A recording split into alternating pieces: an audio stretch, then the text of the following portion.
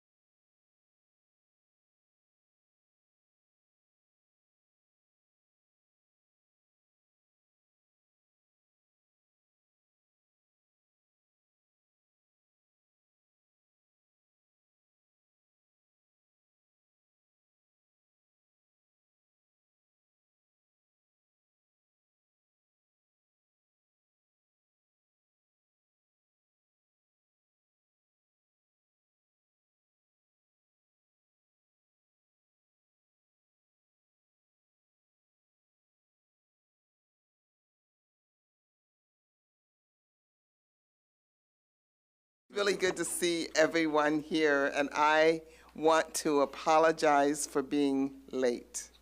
We were dealing with some issues, and time just got away from us. But then we walk in and we see so many faces, and I'm excited for this part of our meeting because we're starting the way I really like to start. But before we get there, let me just say a couple things. Welcome to the Board of Education meeting for November 12th, 2024. Can we have a roll call, please? Here. Here. Here. Here. Here. Here. Here. Thank you. So our first agenda is written communication. Dr. Bavis, do we have any written communication? So in lieu of a public comment, the speaker had to leave, so we do have some written communication. I'll scan it and send it to you via email. Okay, thank you. Thank you. And then next is comments from the public. Do we have other comments? Aside from that written one, no, we do not tonight. Okay. So now my favorite item. So item number 6 is the student recognition. We'll start with the boys golf team. We're going to have our athletic director, Mr. Levatino, come and share a little bit with the board and the public about boys golf. Great, good evening. Thank you for having us. I feel like a little bit of a broken record the last few times I've been up here. I'm talking about how one of our teams is making history between girls water polo and boys gymnastics. And in the same week that girls flag football made history, making it to state and winning the first ever regional and sectional championships, which was awesome. Let's give a little. Rachel's on the flag football team, boy. She caught a beautiful touchdown in the sectional championship. It was great. But in that same week, our boys golf team did something that's never been done in school history. They won a state trophy by finishing as the state runner-up, and Kieran Lowe finished as the individual state runner-up.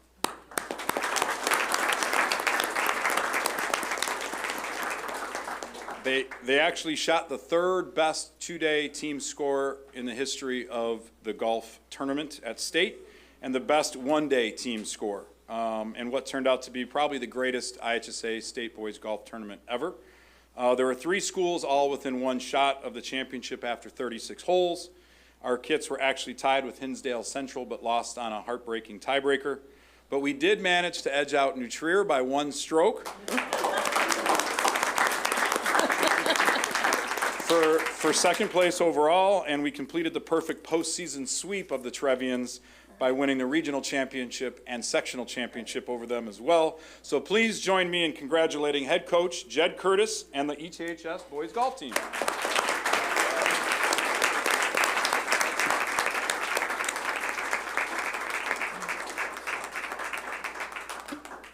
Coach Curtis is going to say something. Go ahead, Jed. Yeah. Thank you. It's great to see everybody, the familiar faces. Thank you for this recognition. I do want to recognize the wonderful job that Chris Levatino and the athletic department did, and all the support we got from them. And also a lot of support from community members, former players, parents, people that just know what we were doing and following along. So I want to recognize them as well, and then our parents of the players. Wonderful young men that really extremely hardworking. Probably, and we had a lot of success, but probably the most thing that I'm personally proud of is how they came together as a team. We had a unique situation this year where we had kind of equal numbers of freshmen, sophomore, juniors, and seniors. And just to see them come together and support each other and really care for each other is the thing I'm probably most proud of. So thank you.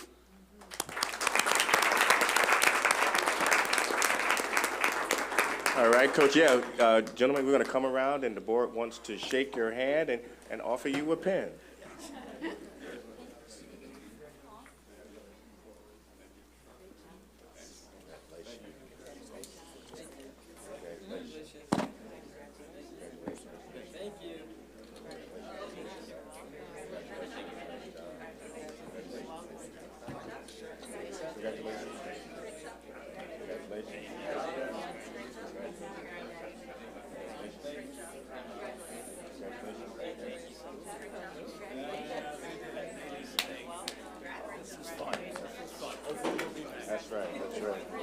not done yet.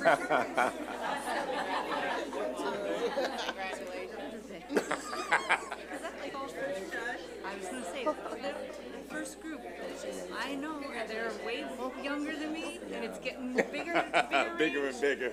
But That's funny, yes. great. All right. All right, what a great way to start the meeting. And we are still feeling this. So the next item on the agenda is recognition of National Merit and National Achievement Scholars. We're going to have Beth Airy Yeah. come and share the great news about all of our National Merit and Achievement Scholars for the year. Thank you for having us this evening. The students being recognized this evening are a few of approximately 16,000 semifinalists in the 70th Annual National Merit Scholarship Program. These academically talented high school seniors have an opportunity to continue in the competition of National Merit Scholarships that will be offered next spring. These students, along with 1.3 million juniors in about 21,000 high schools, entered the 2025 National Merit Scholarship Program competition by taking the 2023 PSAT NMSQT, okay, National Merit Scholarship Qualifying Test, which served as the initial screen of the program entrance. The nationwide pool of semifinalists represents less than 1% of U.S. high school seniors and includes the highest scoring entrants in each state. The 2025 ETHS National Merit Scholarship Corporation semifinalists that are here with us this evening include Herschel Abraham, Eli Kustin,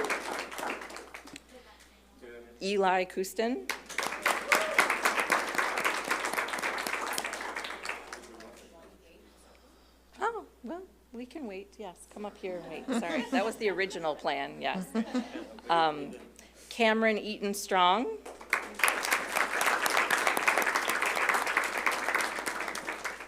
Daniel Green,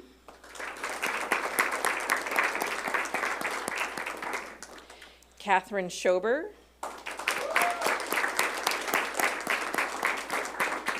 Harrison Strax,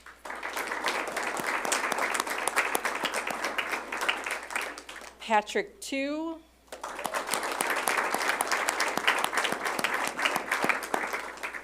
Philippa Walker,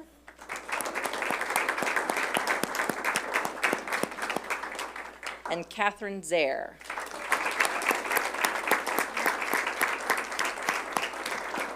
This year, ETHS had 16 in total National Merit semifinalists. All right, now you take your turn around the horseshoe and Okay. meet all the school board members.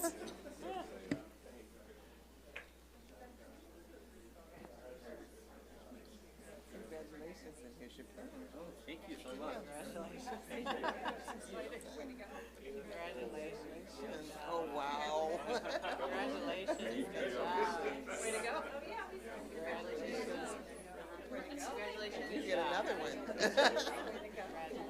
Wait, you were just up here. Way to go. Congratulations. Congratulations. Way to go. Congratulations. Congratulations.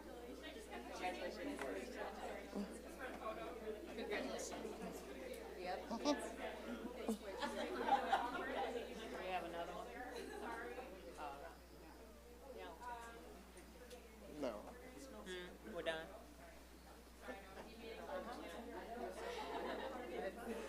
Plenty in there.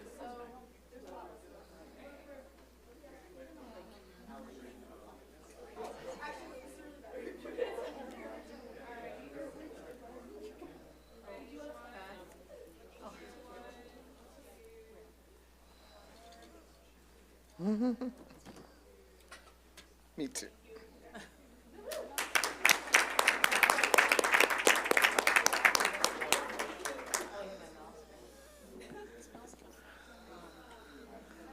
All right.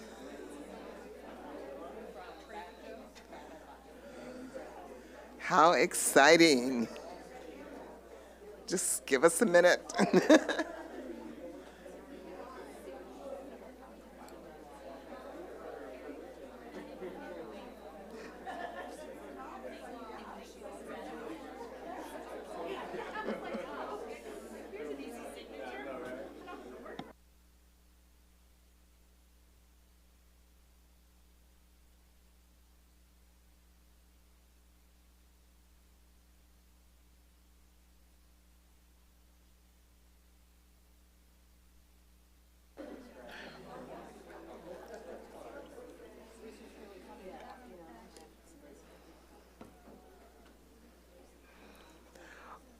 All right, moving right along, we are going to hear about a very exciting Sorry. opportunity. Yeah, I'm excited about it. Dr. Campbell has shared, and he is excited, so we're all excited. So, Dr. Campbell, would you like to introduce this? Absolutely. Thank you, Pat. We're excited to welcome Mr. Amit Thacker from Referral GPS. Come on, Amit, have a seat. And I'm excited because when I was sitting over there in Dr. Kinsey's seat as principal, and we were having these discussions around well-being and all of that, and I would go to conferences and I would shop for how do we get our students access to mental health supports. I mean, I went all over the country, almost to every principal conference, because I know the schools have been looking at, like, how do we support the mental health of our students. And I was at a superintendent's meeting at a summit on mental health with the Association of American Superintendents, and I met Amit there, who is providing a service, a tool for a lot of school districts out west, every school district in Lake County. And I'm excited to welcome him here today because what we're doing is providing an opportunity for every student who's at Evanston Township High School can have access to a mental health professional, right? Like every student, can have access to therapy, which is a game changer for this community, right? Amazing. And so Amit is here to kind of talk about the tool, how it works, and how he is hoping, and we are hoping that this tool will help us in our endeavor to support students' mental health. So Amit, take it away, sir. Perfect. This is on. Perfect. I fully expect at the end of this presentation to get a handshake from every one of you guys. And I'll give you a pen. There you go. It was such an amazing thing to witness, all the positive energy. At first, I was a little nervous. I'm like, is everyone here to really listen about the mental health component? This is a very engaged community. But thank you for having me. I really appreciate you guys, not only the work that you guys do, but also the real positive energy that you guys provide, obviously, for your community. So thank you for that. So before I dive into Referral GPS and kind of tell you all about what we're going to do for your students and how we're going to service kind of the community here, I want to take a minute to pause and kind of reflect on a story. Because every one of you guys know, every student that walked into here that you interact with on a regular basis or within the community has a story. And when you know that background of that student's story, it always makes your life a little easier, right? It helps you to know kind of what that background was, either what happened to them in that day or what happened to them in that lifetime or that quarter. Knowing that background makes your life a little easier in how you're going to interact with that particular student. And so while I walk through kind of the story, I want to tell you guys a little bit about my own story. So my name is Amit, as Dr. Campbell had said. I grew up in this area, lived in the suburbs of Chicagoland, went to NIU for undergrad, so go Huskies if I have any in the room. I know you guys probably want to drop one letter from that NIU. I then went to UIC and then eventually went to Benedictine for my master's program. I have a wonderful family. As you can see, I married probably about 2 levels above what I should because I have a gorgeous, amazing life partner, and she's blessed me with 2 amazing little kids. I have a 70-pound golden doodle who thinks he's my lap dog and my most well-behaved child, I should say. I am a business owner, so I own and operate Referral GPS, and I also spend a lot of my time doing mental health advocacy, both on a state and the local and the federal level. A lot of it around parity laws, because as you know, in Illinois, about a decade or so ago, laws passed in Illinois from a parity perspective that essentially says you should have no harder time in accessing your mental health benefits than you do your physical health benefits. And although that is a letter written in law, in practice, that could be farther from the truth, right? And so I spend a lot of time talking to local legislators on how do we take that law that's written and actually implement it in a way that creates more access into care. So I'm telling you this all, and it probably feels like a speed dating commercial of here's who I am. But the reality is, if you met me at like a neighborhood barbecue or a cocktail party at a friend's house, you may think to yourself, this guy seems like he has his life together. Like he's got a beautiful family. He's got a business that he owns and operates and feels very invested in. He's very well educated. He seems, he's very passionate about mental health and puts his energy behind something he's very passionate about. It seems like he has his life together, like he's a contributing part of society.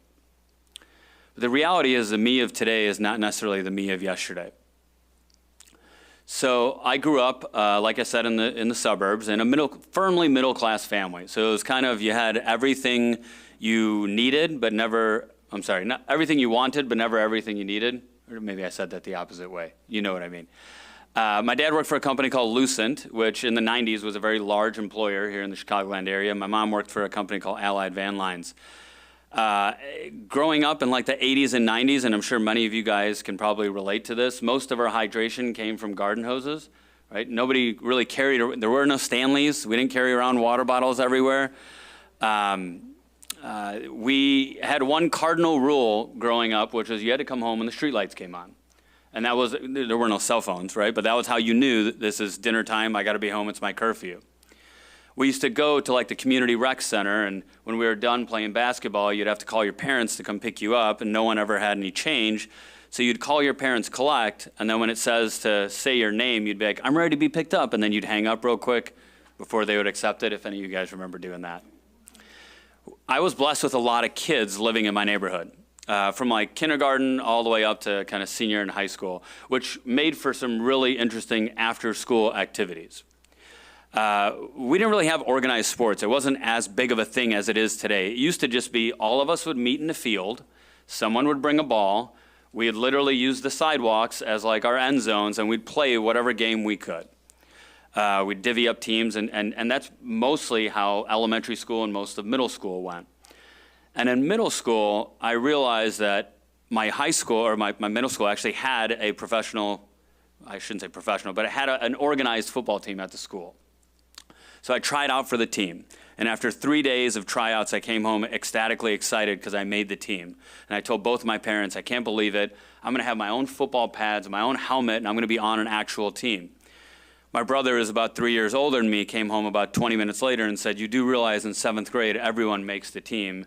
Like, they don't cut anybody. It has nothing to do with your athletic ability. But for that 20 minutes, I felt like I was on top of the world. And we used to have 2-a-day practices. I don't know if they still do that now. It's where you practice before school without your pads and then after school with your pads. And anytime I had a 2-a-day practice, I'd go to sleep like obnoxiously early. And the reason I'd do that, because I'd always tell myself, I'm gonna wake up early tomorrow, I'm gonna eat my Wheaties, and I'm gonna go to practice, and I'm gonna do such a good job that the coach is gonna put me in. Because I tell people that I played wide receiver, but the reality is I played left bench. Like, I didn't get on the field much. My brother was right, I don't have much athletic ability, but I always had that mindset. And one night I went to sleep, and it was about 8:30 or so. Instead of waking up at my normal 4:30, 5 o'clock, I woke up and it was about 2:30. And there was some commotion happening outside of my room. And I couldn't quite figure out why that was or where it was coming from. As I left my room, I saw my brother pacing back and forth, and I saw my mom starting to sob. I couldn't figure out what was going on, and I looked over to the stairwell, and I saw paramedics with my father taking him down on a gurney. Well, at the time, we lived in Aurora, one of the far west suburbs, and they took him to a small community hospital there via ambulance, which we followed along in our small Honda Civic, and they did some tests on him that night and realized that he was having a brain hemorrhage. Now, he had complained earlier in the day of having a headache. No one really knew that this is what was causing his headache. It was from an issue called an artery-venous malformation, something he was born with but went undetected completely until that night. Well, at this small community hospital in Aurora, they didn't have an emergency overnight neurosurgery program. So they airlifted him to UIC. and they did a 6.5-hour surgery on him that night, and thankfully they were able to stop the bleeding. Unfortunately, he never fully recovered. So he spent the next 6.5 years living in a coma in a nursing home until he eventually passed away. So I went from what was a relatively normal childhood into my entire life turning upside down in a matter of a night. And I didn't know how to deal with that. I don't know anybody who's really equipped to deal with that kind of trauma. And everyone deals with trauma a little different. My brother, who was 16 at the time, moved out of the house. Still has difficulty coming back home. And he's doing very well for himself, but never really processed that trauma. My mom, who had never paid a bill the week earlier, was trying to figure out how to be head of household, take care of 2 rambunctious adolescent boys, and go see the love of her life on a daily basis, who, for all intents and purposes, was in a vegetative state. I was like 13. 13-year-old boys don't know how to make great decisions without having trauma, right? You layer onto there some type of family trauma like this, and I was a powder keg. And I know that now there's a term in the way in which I started acting after my family's illness, which was oppositionally defiant, and that's how I dealt with the trauma. Anybody who resembled a position of authority in my life, I started to push back on. And I never did anything that would get me suspended or expelled from school, but I really was a pain in the butt. I would go into class and I would listen to the history teacher give a lecture on a particular topic, and then I would argue why this history wasn't representative of the history that I would know, that it was skewed. I would go into art class and make provocative sculptures and then get in trouble and say they're impeding on my First Amendment right to express myself. And in the beginning, my teachers knew, like, this kid's dealing with a lot, so I'm going to put up with some of the riffraff. But after a while, even those teachers didn't have enough, runway to continue to do that. And I distinctly remember one of them saying, look, I get you're going through a lot, but I have 30 other kids in this class who want to learn. If you don't want to, I can't help that. And so I found myself first going down to the dean's office pretty frequently. And thankfully, the dean pretty quickly figured out, like, I'm not going to be able to discipline this out of this kid. This is not a disciplinary issue. And so she sent me, in her right mind, sent me to student services.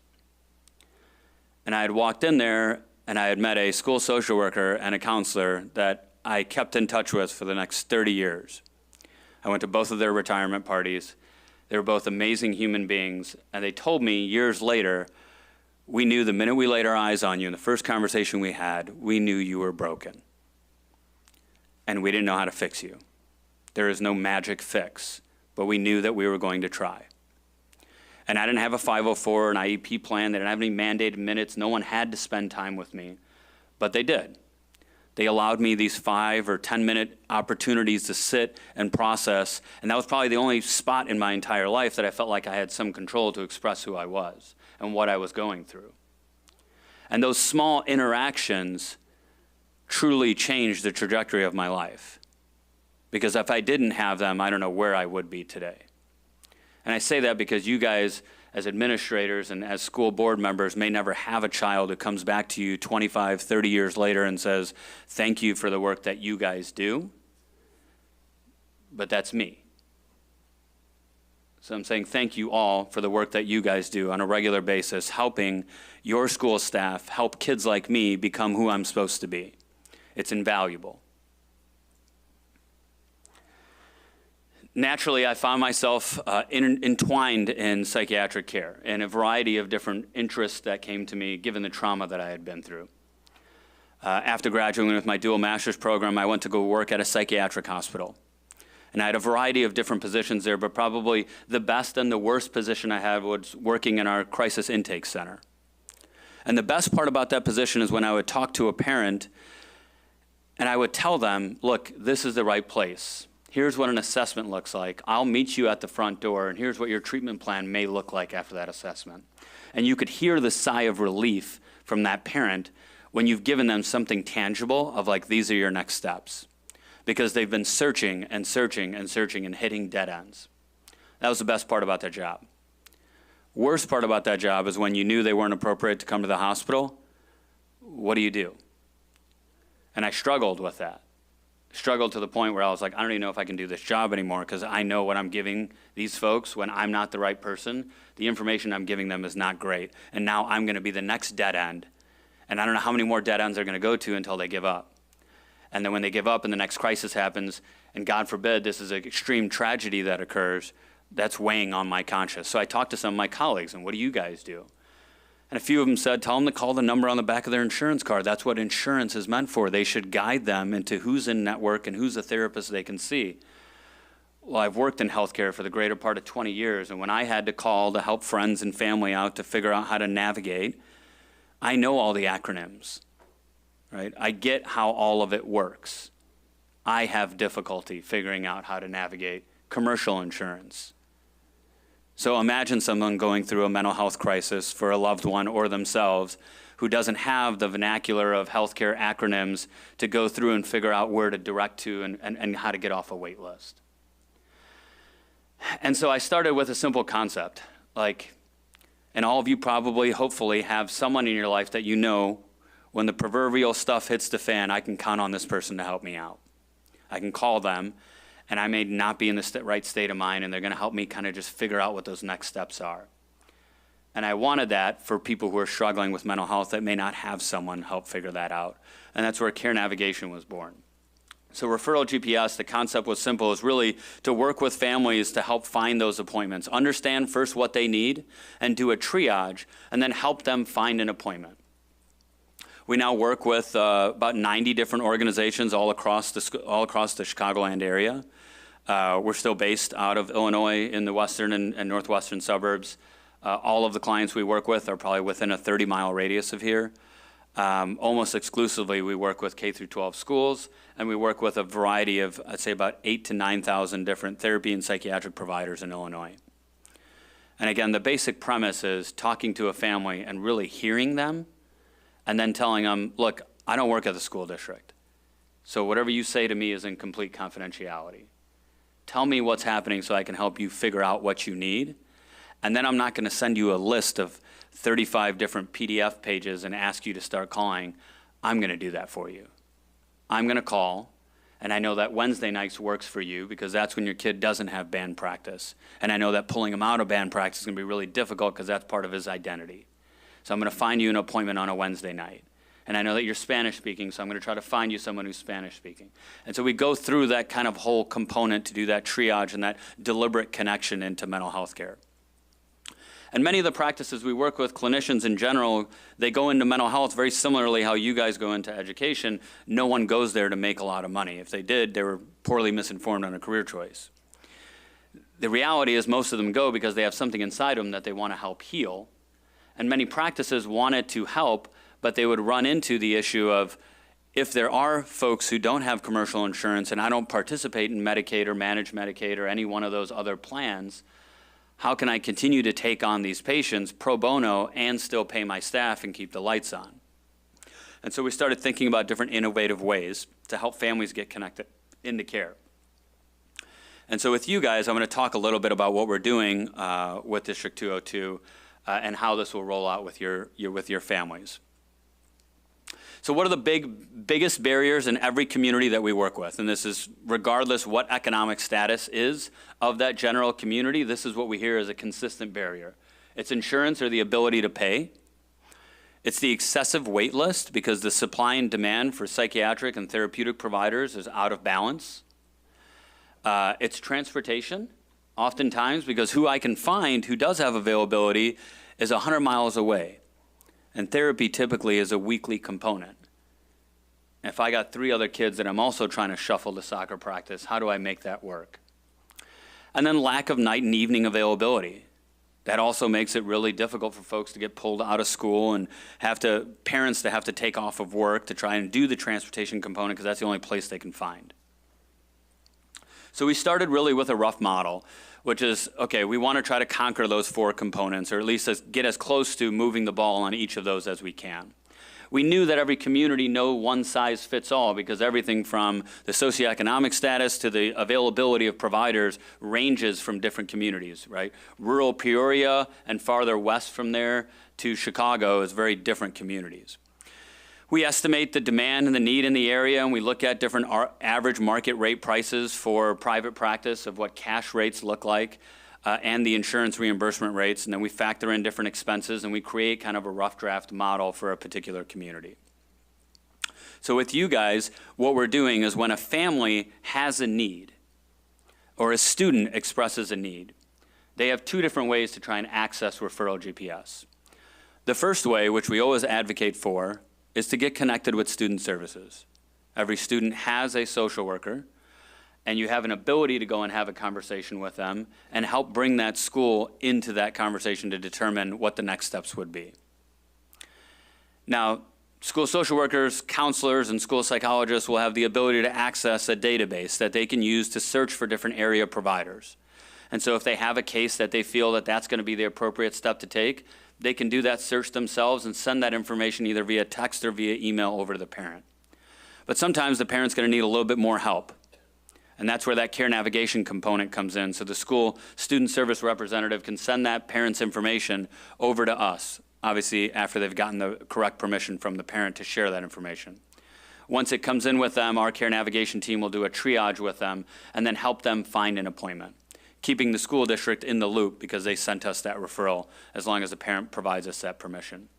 But what we know in many of the school districts we work in is there are many more people that would rather suffer in silence and not talk to the school district about what's happening inside of their house than we even imagine.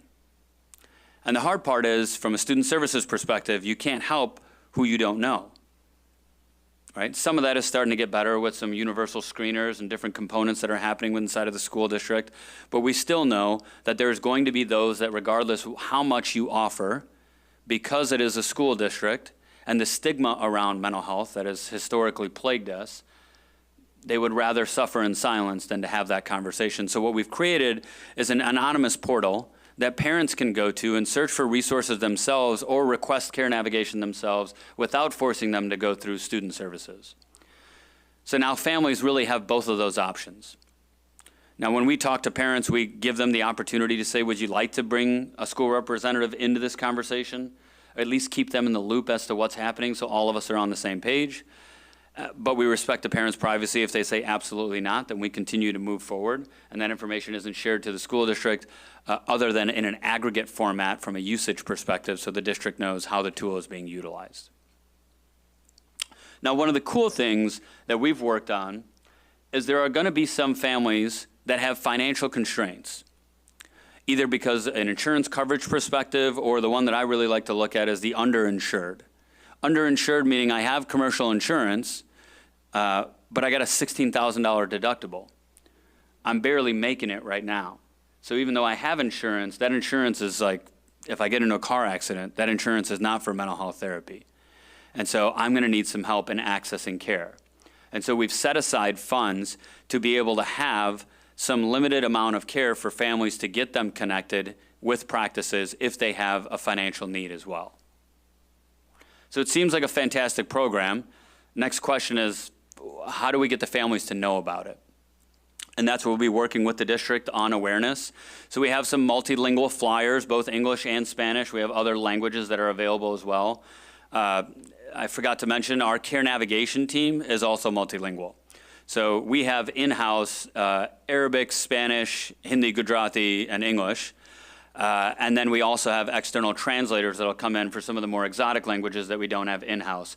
Ones that have recently used is a lot of Ukrainian families, particularly after the turmoil there. Many of them have been our McKinney-Vento families that we've worked with. We've recently had a few Mandarin families that we've worked with. So we basically tell our families and our student services teams, don't let language be a barrier. Because at least that initial conversation with us doing the triage, we're able to have in essentially any language that we've seen come thrown our way. And then we make every effort to try and find a provider that matches that language. And in some cases we can, in some cases we can't. But we make every effort to do that and then have that coercive conversation with the parent to say, what are our next steps from here? So we'll have flyers and postcards. We're going to post some information onto the district website. We've drafted a letter for Dr. Campbell to review, to send out. We're looking at potentially doing kind of a press release to let the community know that this is available. And one of the most kind of effective vehicles of getting information out to families is the e-newsletter that goes out from a school district. They may not open the district e-newsletter or look at what's in the backpack or get the flyer at home that they're mailed. But for some reason, and I know it because I have a 6 and an 8-year-old, and that's probably the only email I open, other than if it comes directly from the teacher, because I think one of them's in trouble. That was supposed to be a joke. No one laughed. That e-newsletter article will be something that we'll also provide, and we're going to start this program very quickly. So we're looking at November 18th to do a training with our student services team, and directly after that training, start helping families get connected. So by the end of the day on the 18th, student services will have access, and then we'll look at what the communication plan looks like shortly after that. Here are just some examples of the flyers with QR codes and multi-languages so people can link to them. I don't know where we are with timing. I don't want to, a few more minutes, perfect. Few testimonials just from a couple other districts that we've worked with. And these things are very powerful. I always joke with my team that this is really the power that allows us to keep moving forward. Because as you can imagine, burnout is as prevalent in the mental health industry as it is in school districts. And you could probably do an in-service with your staff just on the compassion fatigue component of being in this industry, and the same thing in mental health. And so when we read things like we have here on the board, it helps us and reminds us, grounds us in why we do this work on a regular basis. And here's some stuff that's come back just from high school parents that we've worked with their child. So our family is growing to understand one another more each day. These therapists have been absolutely wonderful. I truly could not have picked better people for them if I had researched it myself. This is from a mental health staff member at a school district. Having a steady program like this outside of school is very important. Not only are we aiming to provide the therapeutic support, another component that we've seen in almost every school district we work with is the supply and demand or the capacity constraints in finding medication. So if you look for psychiatric prescribers, right? So I'm talking psychiatrists, nurse practitioners who are psychiatrically trained, it's very difficult. And oftentimes, primary care physicians end up prescribing many of those medications until they get to a point to say, this is out of my scope. And then you have a family who's saying, I've basically been cut off from this medication that has worked, but now this primary care physician won't prescribe anymore, and that every psychiatrist I called has a 7-month waiting list, so what am I supposed to do? So we have kind of created this opportunity to say, you don't have to fall into that gap, right? We have folks in our network that take our referrals in a more expeditious fashion than they do even folks that are calling their practice. Some similar programs Dr. Campbell had mentioned. So we have a program for all of Lake County, every school district in Lake County. It's funded by the Department of Justice. We have a McKinney-Vento program called the Evergreen Program that we work with 6 different counties for any McKinney-Vento student that doesn't have the ability to seek therapy or psychiatric services. We have a program with Indian Prairie funded by the Illinois Department of Public Health, and now we're working with ISB on another 18 school districts to do a very similar program. And so we're really kind of spreading all throughout this area, again, trying to create access for those who otherwise have these constraints in doing it, and then really create awareness for those who may not know that access is that easy for them to be able to attain. You told me a few minutes, I got you a few minutes. So any questions? I have one thing that I want you to talk about, just briefly. Sure. Just talk briefly about how the care navigation tool actually works. It's a little bit of the weeds for the board, but I think it's important for them. Perfect. So both of the pathways are very similar, whether it's a parent requesting care navigation themselves or it's a student services team member referring a family over to us. Essentially, what they do, they're submitting their information to us, and immediately when they submit, the parent either, if they're doing it themselves, they'll see a calendar that pops up that asks them, when do you have time to talk? Because what we know is in that moment that they're filling out the form, maybe a moment of desperation, maybe a moment of sitting in a waiting room, but it may not be a moment that they want to jump on the phone and talk for 50 minutes about what's happening in their family. So we ask them, pick a time to talk. Whether it's on the weekend or in the evening or in the morning or on your drive to work or at your lunch break, you select the time and we'll be available. We then do the triage with them. We jump on the phone. It's about a 50 to an hour conversation. We're talking everything through psychiatric history, safety supports, medication components, if there is that, and kind of walking through a level of care assessment of what they may need. From there, we tell them, we're going to call you back. And we do what your student services teams would do if this was the only thing they had to do, which is literally pick up the phone and call practices and say, I have a 16-year-old who's dealing with an eating disorder, who has Aetna insurance, and she's available on Tuesday evening. Do you have a therapist that you think would be a good fit? Right? And we find appointments. And then we email the parent back, and we call the parent back, and we say, we found you an appointment. Here's one option that I know is available on Tuesday, and here's 3 others that if that one doesn't feel like a good fit, we can follow up with. And then we help get them connected to care. We ask the parent, do you want to call them, or do you want us to call on 3-way so you can secure that appointment right now? And sometimes the parents say, just email me the info and I'll call later, and we give them that information. And then we follow up with the parent about a week later. And we say, hey, did you make that appointment? Just curious. If they didn't pick up, tell me. We always put the blame on everyone else, right? If they didn't pick up, let us know. We'll call them. And the same thing really happens on the school district perspective when they're sending a referral, except the only difference is all throughout that process, we keep the school staff in the know. So when the parent books that first time to talk to us, we send the school staff member an email and says, hey, parent just booked the time to talk to me on Wednesday. Right? When we actually have the conversation with them, we tell them, here's how it went with the conversation. Like, here's what we're recommending and what we're going to help them find. Once we found the appointment, we're cluing them in. And one of the main reasons is we often have this. Parent comes back 2 weeks later and says, I'm still struggling. And school staff member says, but I saw the email that went to you that had appointment options. What happened? And oftentimes there, it's either I forgot about it, I didn't see the email, I got too busy, or it's just I'm very pre-contemplative, or I was at that moment, and I'm not ready to take that step, but now I am. So can you help me again, because now those appointments are gone. And then what we do is kind of restart that process. We already have the info, so we just find additional appointments with them. So that process is done as seamlessly as possible. What we're trying to do is meet the parents where they're at, because some of them don't want to talk right away. Some of them can't talk right away.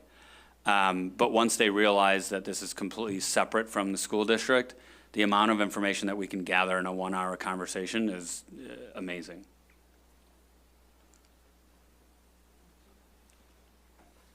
It sounds excellent. Excellent. Thank you so much. Board, any questions? Leah? Okay. I'm super excited as well. I'm a former school counselor. And I just want to say that, yeah, I mean, school counselors, school social workers, they have the absolute will to be able to do this, but they just literally don't have the time. Yeah, it's just not possible. So this is amazing. What I was going to ask is, so, I mean, whatever the funding is, it's worth it. But how are you funded, or what's our responsibility as a board and a school? Yeah, great question. So we have a myriad of funding sources that we work with. So we have a lot of grants that we've secured, some through the Department of Justice or the Illinois State Board of Education, Illinois Department of Public Health. There's some private foundations that we've started working with as well that have kind of assisted. Most of the school districts that we work with, the school districts pay some type of fee.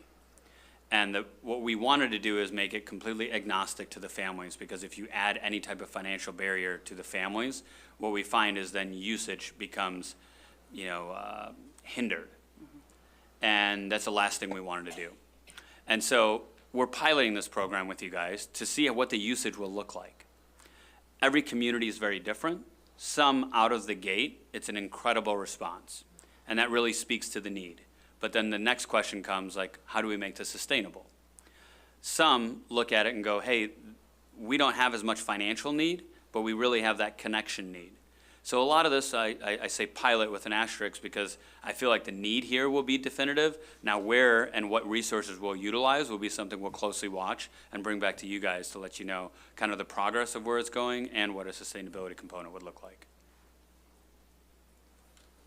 And I was going to add that a part of our conversation is that we've established a care fund for families who are are underinsured and have trouble with, so the district has established a fund for that. So it's written into the your budget that you passed in September. Great. I do have, oh, sorry. Go ahead. Okay, hi. Thank you so much. And I really like and respect the way you started with your story. So Thank thank you you. for sharing that. I'm just curious, with your first assessment of our district, do we seem to be well-resourced in therapists? When you mentioned transportation, that was something that kind of struck me. So I'm just curious in your first assessment. Yeah, so within like I want to say a 7 to 8 mile radius, so if you're looking at, Skokie, Niles, some of the other neighboring towns as well, and I pull the kind of inventory all together, it always dawns upon me when I do that exercise that in these communities like yours, we're resource rich, we're just coordination poor. And it's a stark understanding when you look at it and you're like, oh my God, there's an incredible amount of resources here. Yet I can talk to 4 out of 5 people who say, I don't know where to start. Yeah. And it's very similar. In DuPage County, I was there speaking to the Naperville School District, the same thing. And it was incredible to say, I can walk outside and throw a stone and probably hit 7 practices. We're resource rich, but we're coordination poor. And that in itself, so I think you guys are blessed in the community that you're in to have as many resources. I'll tell you, I've had consultations with rural communities who have 1 psychiatrist in the 6-county area, right? And they're not child certified. And so, the only option for them is telehealth. And even then, it's very difficult to say, for a child to have telehealth. I know you guys are high school, it's a little different, but I've worked with elementary schools in rural Illinois who are like, okay, what do I do? And the reality is I don't create providers. I don't have a solution for that. So a lot of it is like, okay, this is a regional issue. You guys need to work on recruitment. I can try to help from that component, but that's really what we're doing is helping connect. So your community is well poised because the amount of resources that are here are really in abundance. Yeah, Northwestern. You just made me think of a question. Do you work with the providers to give some kind of discounted rate because they know they're going to get your call? Or do they just, this is what they charge and insurance covers and? Yeah, great question. It's highly individualized depending on the case. So there has been often times that I would call a provider and try to flex my influence to say, I'm gonna need a sliding scale. And they'll say, oh, our sliding scale is, instead of $170, we charge $150. We can take 20 off. And I'm like, I don't think you understand. That's not a slide, that's like a bump. I need a slide all the way down. And oftentimes it's a conversation to say, I know I sent your practice like 4 Blue Cross patients last month. Like, you're gonna take this for $25. And the practice owners will go, I don't know if I can do that. And I'm gonna go, well, you can, I know you can, because of the money that you've made off of the other 4 referrals I sent you, this is what I need. And oftentimes practices are, knowing that this is a larger collaboration, are willing to say, I can do that, right? That works. Particularly when we have patients that come through our care fund component, because I go, now I'm not even doing an insurance audit, right? So I'm working through you, and we're working through what may work, but it's easier for you to work with me than United Healthcare. So you tell me which one you want to choose. And in doing that, you're going to have to help me work with families. Every therapist I've met, I'd say 99% of them, want to do the right thing. There's just not enough money to do it. So it's kind of giving them an avenue to say, how can we do this in a way that you scratch your itch of doing good in the world, and we're helping families get into care. So I do have many providers that do that. It's hard for me to call and say, this is a Blue Cross PPO patient, can you give them a sliding scale? They're gonna go, no. We accept that, and it's against my insurance contract to give them that. I wait to flex those muscles when I don't have big muscles, but for that I do. That's when I have families who are just really struggling to be able to get into care. That's great. Thank you very much. This sounds terrific. Definitely. Thank you for being here. Thank you. Go Thank, ahead, Rachel. Sure. Go ahead. I just wanted to say how like incredible this all sounds because like personally I had the experience of needing like mental health support after my dad similarly was diagnosed with cancer, and it was hard to find like a resource, I think, and it felt like it was a hassle to ask my parents to go out and find that resource when they had a lot of other things going on. But it's really been like super helpful, and I think this is going to benefit so many people. But my question is, I meet with my like therapist online, and I was wondering if you guys had like that option and if it was like equally as accessible, just because I think it would open up the resources of like therapists broader than just like in the Midwest. Yeah, great question. And thank you for sharing that as well. Yes, so I would say about 70% of the families that we talk to want to see someone in person. And that's shifted a lot since COVID. I feel like there's been a swing back the other way where most folks feel that stronger connection having the face-to-face component. It's part of why I don't do Zoom presentations when I come out to speak to the board, and I prefer to drive out here to see you guys all face-to-face. But I also know from a scheduling perspective, I have a 6 and an 8-year-old right now, I'm missing bingo night. So for them, and for a lot of people, scheduling is very difficult. So yeah, I have many more online Illinois licensed providers that I work with than the ones that are just in this community.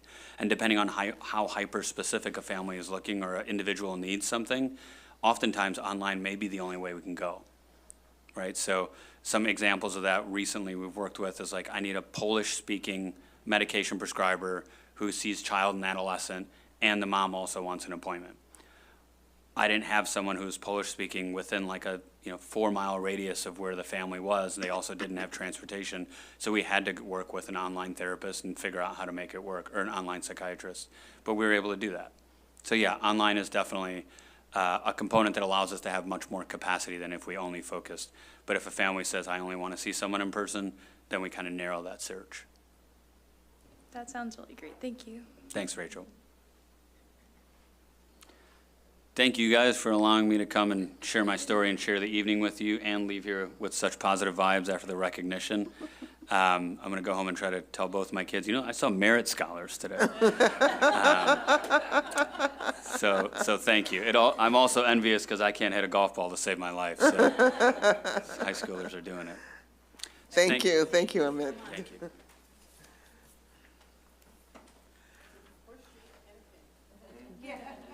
Oh, yeah. I'll get one of these. I'll get you one.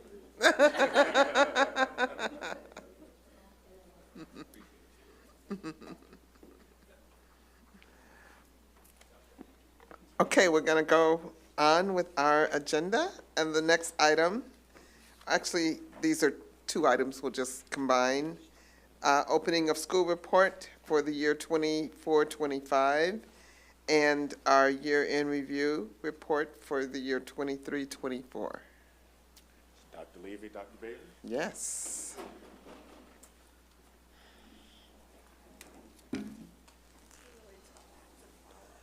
What'd you say? It's a really tough act to follow. I know.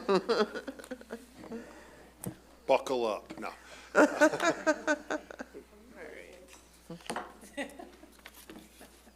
Bear with me, I got a new tech. All right.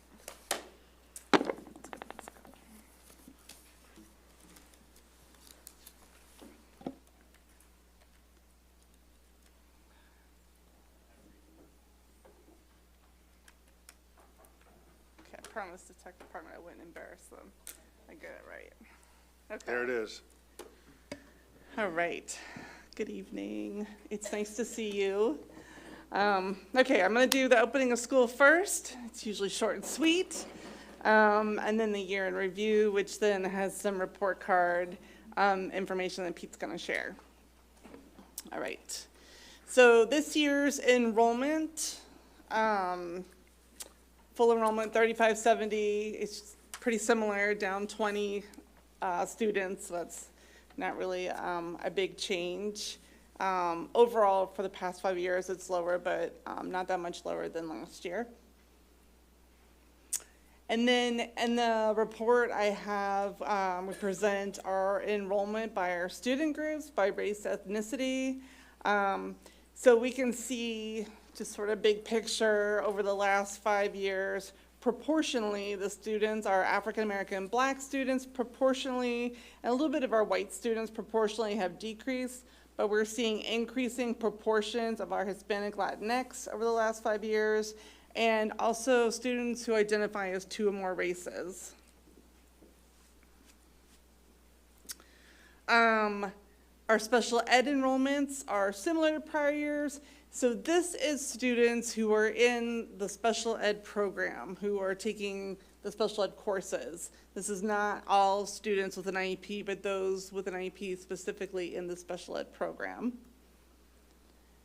And then in our multilingual services program, these are not all of our emergent multilinguals, but these are the emergent multilinguals who are in the multilingual services program, who are taking courses in that new, newish program, formerly called bilingual program.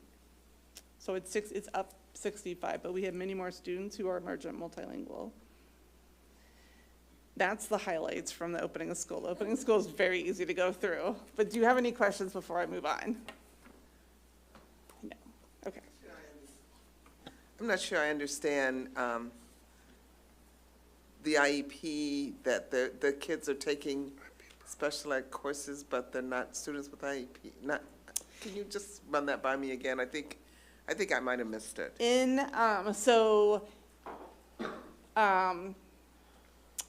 Students with an IEP, right? Students in the special ed who are in special ed, the program, all of their courses are in this. So, I mean, I'm so sorry.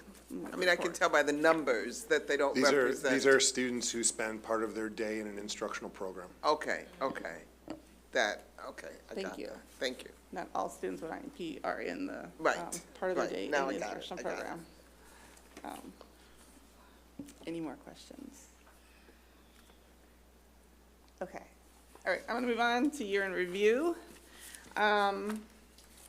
Okay. So always an opportunity to incorporate some new data points not previously reported, or looked at your new district goals and try to realign the report to the district goals or new goals. So we've got some new measures that we've added and some that we've been trying to add over the last couple of years. So one thing I want to talk about, last year when we were here, we talked about our sense of belonging.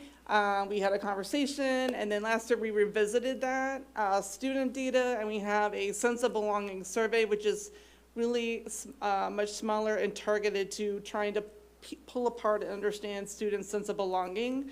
So we have some of that data to share. We have some additional career readiness measures, including our work-based learning experiences, but we have industry credentials. And this is the first time we're gonna report some honor society data. And so it's organized by 3 sections, still like in the past. We have past several years, social emotional learning and well-being, which is the sense of belonging and connectedness, and student involvement in extracurricular activities. Academic and attendance, which includes average daily attendance, GPA, and the early college report, which I'll explain a little bit more. And then a post-high school planning, we've got our career pathway info sessions, work-based learning experiences, which in some summer internships, some data that's new this year on industry credentials, and then the graduation rates. And then we have the post-secondary enrollment data. Okay, so this report is from last year. So all the students enrolled last year, as opposed to just a graduate cohort.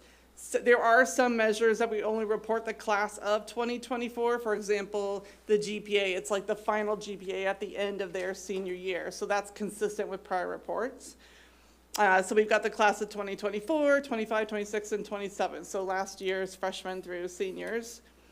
And just one more note, is this includes data for students enrolled in buildings 1, 299 alt school, and the day school in building 5. So academic measures are not, we don't have those for students who are off campus. They're not taking courses here. So that's just one thing to keep in mind.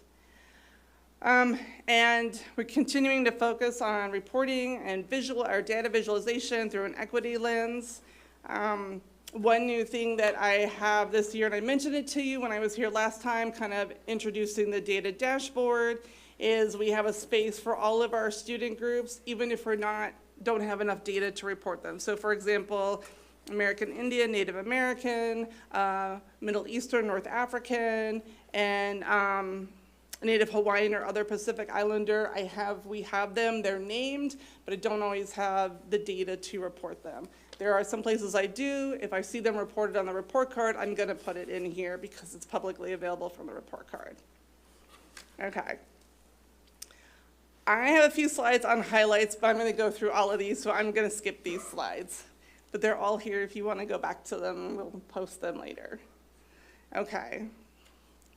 All right, so our sense of belonging data. So I'm gonna start with, we add a survey, we had about 10 questions, not quite, where we asked students kind of different series of questions to sort of understand how they feel like a sense of belonging, connectedness at ETHS, and how are we understanding the culture of care. So one question is, I feel like I belong at this school, and students were asked to rate their level of agreement, whether or not they strongly agree to strongly disagree. And so the way these charts are represented is the green is the students' percent that are reporting they strongly agree or agree. The yellow is kind of a neutral, neither agree nor disagree. And then the blue, the light blue, is whether or not they disagree or strongly disagree. So overall, 63% of our students agree they feel they belong, and then another 30% are sort of neutral, neither agree or disagree. And then that's reported, disaggregated by race, ethnicity, student group. And then we ask students, how do they feel? Do they feel capable and confident as a student here? And 67% of the students agree that they do feel capable and confident as a student here. A quarter, overall 27%, said they neither agree or disagree, and then 6% disagreed. And you can see that also broken down by race, ethnicity. Another question is, I feel that my teachers care about me as a person. And so 63% of the students feel their teachers care about them as a person. So across these, you can see about 2/3 of students are saying they strongly agree, and about a quarter to a third are saying neither agree or disagree. Now, another question that we had in the survey, an open-ended question, is we asked students to think about a teacher and how does that teacher show that they are important and matter to them. And so in the report, I have about a dozen quotes, and these quotes are reflective, they're representative of the themes that were coming out from the data. And I have over 2,300 students provide open-ended feedback to this. So this is one that I'm gonna read to you, and I normally read all the slides, but this is one I have about 7 quotes to read out. So this teacher tells me what I'm capable of, reassuring me what I am, and reminding me that they are always here no matter what. She treats me like how she wants to be treated. They take time to listen to what I have to say, and they really care about what happens to me in and outside of school. They ask me about my everyday life outside of school and what my future plans are. They help me with my work. They check in on their class and make sure everyone is on track. They make it known they're always there for you. They encourage me a lot to do better and more. And my teachers show that I am important to them by assisting me when I have trouble doing an assignment. They show that I matter to them by making sure I understand the assignment, afterwards instead of walking off. These are very representative of the comments, and there's a handful more that are in the report that are also very representative of the comments that we received from students. Okay, moving on. We also looked at student participation in extracurricular activities. This is specific to participation in athletics, clubs, student activities, thank you, and fine arts, So last year, the way you look at this, the orange is school year 2024, and then the dark blue on the bottom is the prior year, school year 2023. So last year, there were 72% of students that participated in at least one extracurricular activity. In the report, I also looked at and included some data on students who went to a school event, whether it's homecoming, participated in the student summits, or prom, and that was about 88% of students on top of this. 88% that either participate in extracurricular activity or a school event. Okay, moving on, to academic and attendance measures. So our attendance rate, our average daily attendance rate last year was 92.6%. That's above the state average of 91.6%. The state benchmark is 95%, so I always have that little dotted line because that's the state benchmark and goal. But then you can see across all of our student groups where the students' average daily attendance was. This is one of the few that's on the report card for the student groups that I was talking about, our American Indian, Alaska Native, Middle Eastern, North African, and Native Hawaiian or other Pacific Islander, where we are reporting some data. And then we look at, it's also on the report card, but also our class of 2027 on track for 4-year graduation. So 90% of the class of 2027 is on track for 4-year graduation, compared to 89% for this the school year 2023, which would have been class of 2026, doing math in my head. Okay. And then the early college is to this, looking at academic measures, advanced coursework. And so the blue section of the bar is the percent of students who took at least one AP, Project Lead the Way, or dual credit course. And then the yellow is, in addition, adds on plus honors. So for example, 79% of the seniors last year, the class of 2024, took at least one AP Project Lead the Way or dual credit course, plus another 19, so that's like 98% that had honors AP Project Lead the Way and dual credit.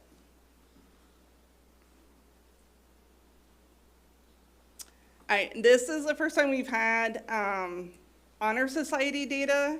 So this chart is the percent of students inducted into the freshman, sophomore, or National Honor Society. So this is the freshman, the class of 2027, the sophomore Honor Society, which was the class of 2026, and then the National Honor Society, the juniors, class of 2025. They're now seniors.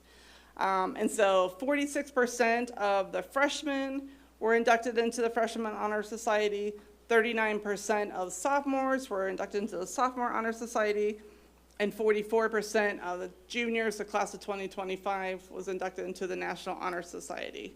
And this data that's disaggregated by race, ethnicity, it's of that student group. So for example, of the freshmen who are African American, Black, 28% were in the Freshman Honor Society. And of the sophomores who identify as African American, Black, 16% are in the Sophomore Honor Society.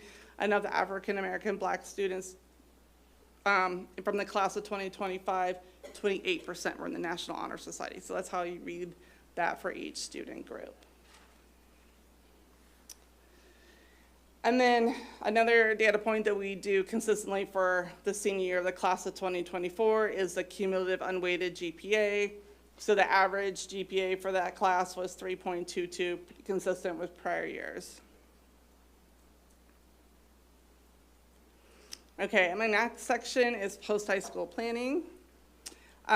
So we reported on the number of students who attended the Career Pathways Fair and the Work It Wednesday, which was over 1,500 students. And then we had over 1,200 students last year attended Aviation Career Exploration, which we just had this past week, 2 weeks. When we look at work-based learning experiences, we had 50 students who participated in job shadowing last year. 42 students had summer internship placements, and 3 students were hired after their work-based learning experience. This is our first time we're looking into reporting industry credentials. So we had 886 students earn industry credentials. Most were in CPR, but we had many earn them in OSHA, restaurant food handling, and restaurant management. And then our graduation rates, 4-year graduation rate for the class of 2022 was 93.2%. Excuse me, and then the class of 2023's 5-year rate was 94.9%. The rest of this data is disaggregated by student group in the report. And it's also on the report card. And then the last couple of slides, looking at post-secondary enrollment. So this is enrollment in a post-secondary institution, whether it's 2-year, 4-year, anytime during the first 2 years after high school. So the class of 2022 was 77%. And then we've been looking at 6-year post-secondary graduation rate. And so we report it in 2 different ways. This way is for the whole class, for example, of 2017, their 6-year post-secondary graduation rate is 52%. So 52% of the class of 2017 has gone through and graduated from a post-secondary institution in 6 years. We also look at it as of the students who enrolled in a post-secondary institution within 2 years after high school, what is their graduation rate? And so when we look at it that way, I can see that the class of 2017, their graduation rate is 65% for those students who enrolled within 2 years after high school. And that's higher than the national average, I believe. Okay, those are the highlights from the report, but I'll pause, or unless you want to do the report card. No, we can answer questions Okay. about this. If there are questions. Okay, thank you. Questions? Anybody? Gretchen? Thanks, I like all the colors. I think, I appreciate that we keep improving on the presentation and how it looks and its ability to convey the information. I mean, it's not just for the colors, it's to actually convey the information. The one thing that jumps out at me in the data is that we now have, and we have had for the entire time I've been on the school board, 15+ years, an increasing number of Hispanic Latinx students. You know, it increases 1% or so sort of every year. I think when I joined the board, it was probably around 10%, so a lot more now. And so it raises some questions about whether we're addressing the needs of that subset of our students. And when I look at the well-being data in the belonging bit, sorry, I'm scrolling. I'm pleased to see, I should say that the vast majority of our students feel that they belong, or at least they're neutral, and I can appreciate that neutral. You know, if you ask somebody, do you belong at school, and they're having a bad day, you know, maybe they just don't agree or disagree. But I do worry about the relatively small percentage of those who say they strongly disagree or disagree. And for our Hispanic Latinx students, that number seems to be, you know, higher than everybody else. And I'm not sure you have any wisdom about that. I mean, you certainly included some quotes from Hispanic Latinx students that you read that I thought were super interesting. And I hope that the comments, those written comments that students make, get shared with staff, because I think that's instructive, both as a kudos to staff for doing what they're doing, but also a nudge to staff who may not see themselves reflected in those comments, so they understand what they need to do better. But back to Hispanic and Latinx students, I'm not sure that you have any wisdom based on either those comments or the data about why they seem to be our least strongly belonging students. Or what we plan to do about it, I guess. Dr. Levy and I were having a conversation today, and this survey, we actually have student IDs. And so we pondered maybe doing some focus groups with students to really get underneath some of the numbers so that we can be a bit more responsive to what's actually here. Great. Because I also learned at the Student Voice Forum, and I'm not going to talk about the Voice Forum, Rachel, I'm going to let you talk about that tonight. Can't wait. That a lot of our students across race, they don't know why we're doing these surveys. they don't have Yeah, any, I get they it. don't have any context for what we're asking, why we're asking, and so I think, and we also talked about. Dr. That's a Kim, great point. What a good observation, yeah, students. Yeah. So, Just kinda but walk to in your and point say, "Do you though, belong here?" but to your point though, getting underneath the numbers and really figuring out what's happening there is something that is definitely on the agenda. That's really good to know. And God, that's a great observation by students to say, well, if I don't even know why I'm answering the question, then I must not belong, so I don't get the point of this. Yeah, and it's sort of how I feel every time I get another survey from the city of Evanston asking me how I feel about 10 million different things. Anyway. Yeah, I kind of just wanted to like give my input just as a Hispanic student here. I think that there's fewer opportunities for Hispanic students to just have like those safe spaces or safe like conversations, because I know there's a lot of places for like other students of colors to find those spaces, like Black, Brown, and Breathing and stuff like that, but not necessarily Hispanic specific classes or like spaces. And I know like at least I would go to that because a lot of the clubs one of the clubs I'm in is the Society for Hispanic Professional Engineers, and that's as close as I get to it. But beyond that, our mission and our goal is at the end of the year competing in the Regional Science Bowl, and we've recently added another aspect of it, going to the United States Hispanic Leadership Institute conference, where again we get to get like inspired by Hispanic leaders like policymakers and political figures and people pursuing like STEM fields, but it's not a space where we're just talking to high school students and basically just talking about our experiences and how we feel we could belong at ETHS. It seems like we've put a lot of effort into like trying to get all demographics to fit in, but like in some cases we're kind of skipping doing like all of those efforts for everyone as well. I don't know, but I really appreciate that. I should have been turning this way when I was asking the question. yeah, but I Thanks. think students could benefit from that, and I would definitely partake in it. Great. Pat? Well, that was a great part of the conversation in terms of what are we doing and specifically how are we listening to our students. I guess my question that came up as you were sharing, particularly that well-being data, which by the way, I agree with Gretchen, this report was really good and really, you helped synthesize a lot of good information and make it sharper for us, so thank you. But I guess I wonder, so what do we do with that in terms of our staff? Like, is there a report back to staff, like here's what our students are thinking?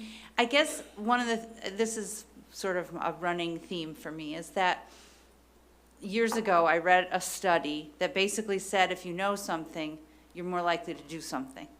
And I guess I'm always curious to what extent we take good information like this and put it back to our staff and let them digest it and talk about it and process it as a way for them to, in the simplest ways as well as in programmatic development ways, respond and do some. So I'm just curious, is there a plan for how this gets shared, or is that something might happen? Kind of how does that work?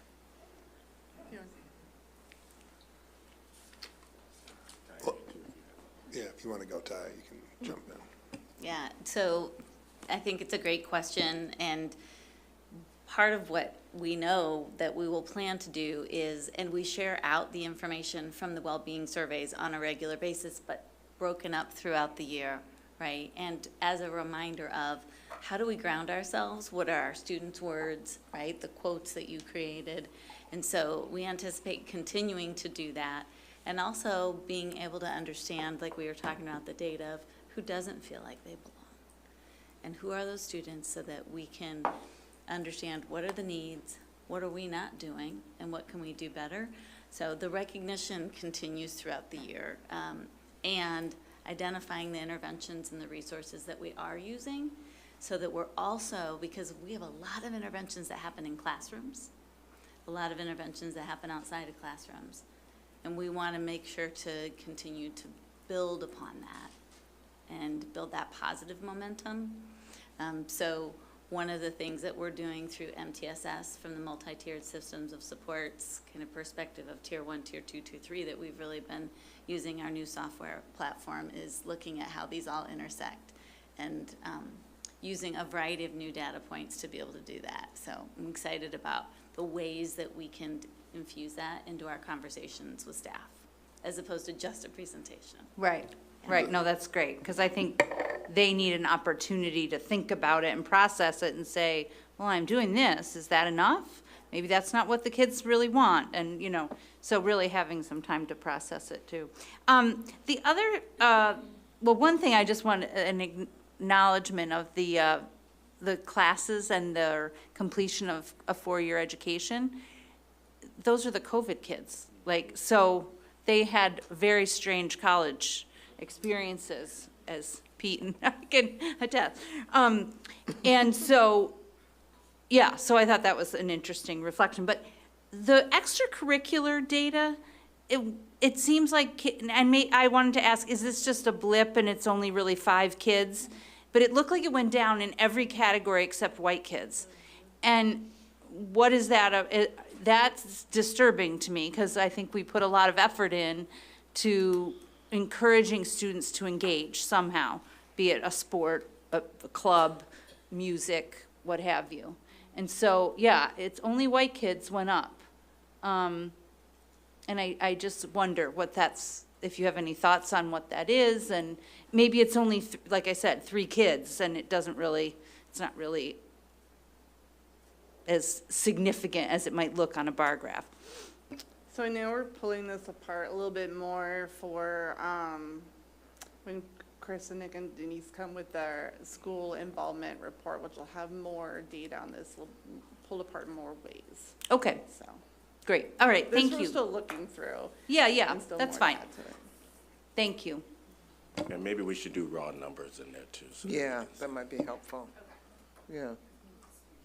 Mm-hmm. Okay, Leah. Well, I was just going to comment on, so I think the data overall, it shows that we're moving in the right direction in a lot of places. I think, to be really sober about it, we also still have the most gaps in a lot of things between, you have the Black and Hispanic Latinx kids, and then you have Asian, multiracial, and white, and those are where the biggest discrepancies are. But I noted, for instance, with freshmen on track, it jumped out at me that freshmen who are Black freshmen on track, we increased. With IPs, we increased.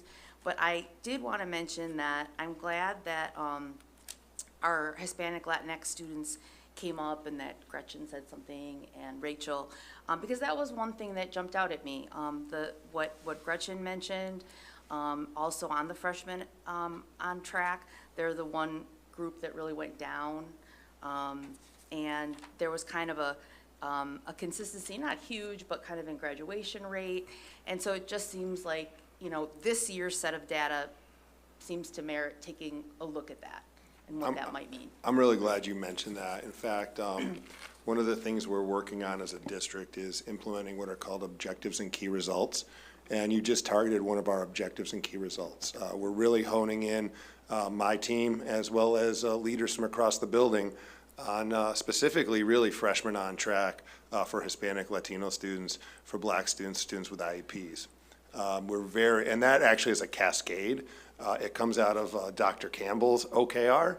So if you know about objectives and key results, your head of your organization writes a few, and then everyone kind of picks up those key results and makes those their objectives and so on. So we just did our first quarter reflection as a team and leadership team today.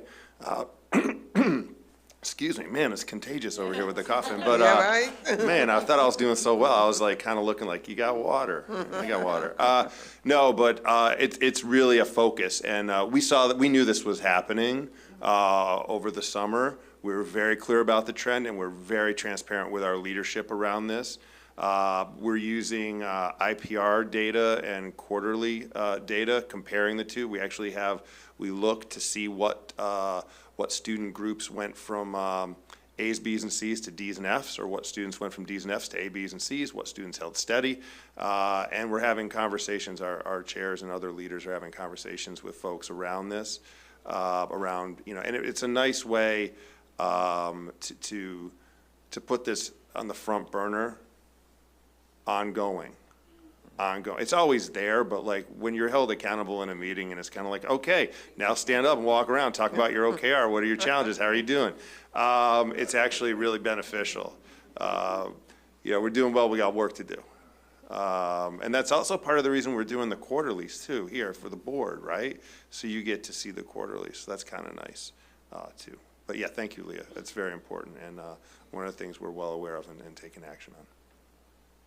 I was actually thinking about those quarterlies as I was going through this report and thinking about how these colors and this data will be integrated into those quarterlies, and maybe that would be a good time to kind of touch base and think about how we are making progress with some of these issues that we're talking about.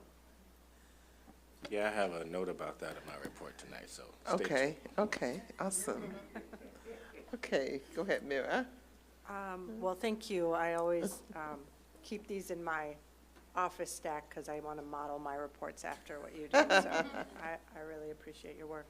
I'm just thinking, I would like to invite us to maybe in our near future set a benchmark, similarly to our attendance, for instance, on our belonging. And sense of belonging for our students, because I would argue the neither agree nor or disagree, and then strongly disagree. So yellow and blue are not what we want. And then when we look at our green, we know that if we, can at least stipulate that the kids understand the question. Do they feel that they are, belong at our school, then we would want that to be much higher. But I would just be so curious to what would be our level of, in a sense of a benchmark. Do we want 80% of our kids, 90%, 95, whatever it may be, and then kind of set that as a goal. So just an invitation to think about. Yeah, we don't really know what Yeah. the neutral means, Well, right? you have your outcomes and measures for, was it GO2, right? And I don't think we set benchmarks, or what did we set? I just pulled it up here. It just says,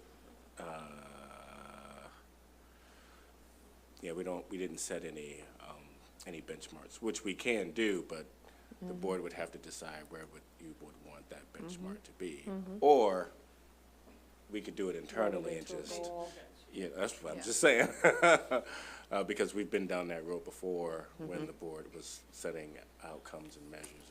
Yeah, I definitely could see that being an internal goal set and just sharing it with us. Okay. But, Right on. I love the weeds, but I don't need to be in there. I'm also really glad we're talking about belonging, because we had David Yeager come out as part of our speaker series in our Ecology of Learning, And he spoke to belonging and the mentoring mindset and doing work with students and being transparent about that. And he ran a few workshops with our teachers as well as doing a keynote. So it's also front of mind, right? Belonging isn't just a T-shirt.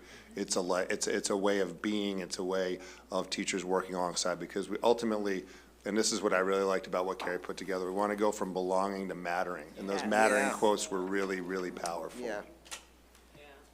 Yeah, I was gonna say that. I remember saying that last year. After Summit, yeah. After Summit, Right. And I've been using it ever since, because it can be so, belonging can mean so many different things for so many different people, right? What does that mean? And if we look at this, you know, why, to say it another way, why are our white students feeling like this is their space more than anybody else, right? And there's something to that. Like, I would want to know, like, what, you know, what makes you feel so comfortable, honestly? And then why is that lacking with our students of color? So the mattering, to me, just because it was just profound Yeah. when she said it, Yeah.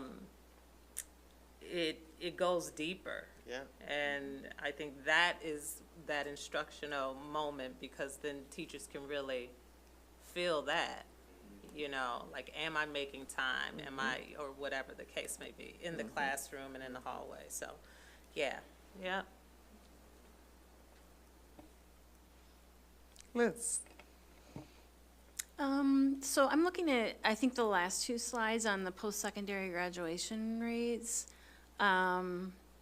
So the data, it's hard for me to understand the data when there's no context or comparison at all. You know, so it's like 37% in 4 years and 52% in 6 years.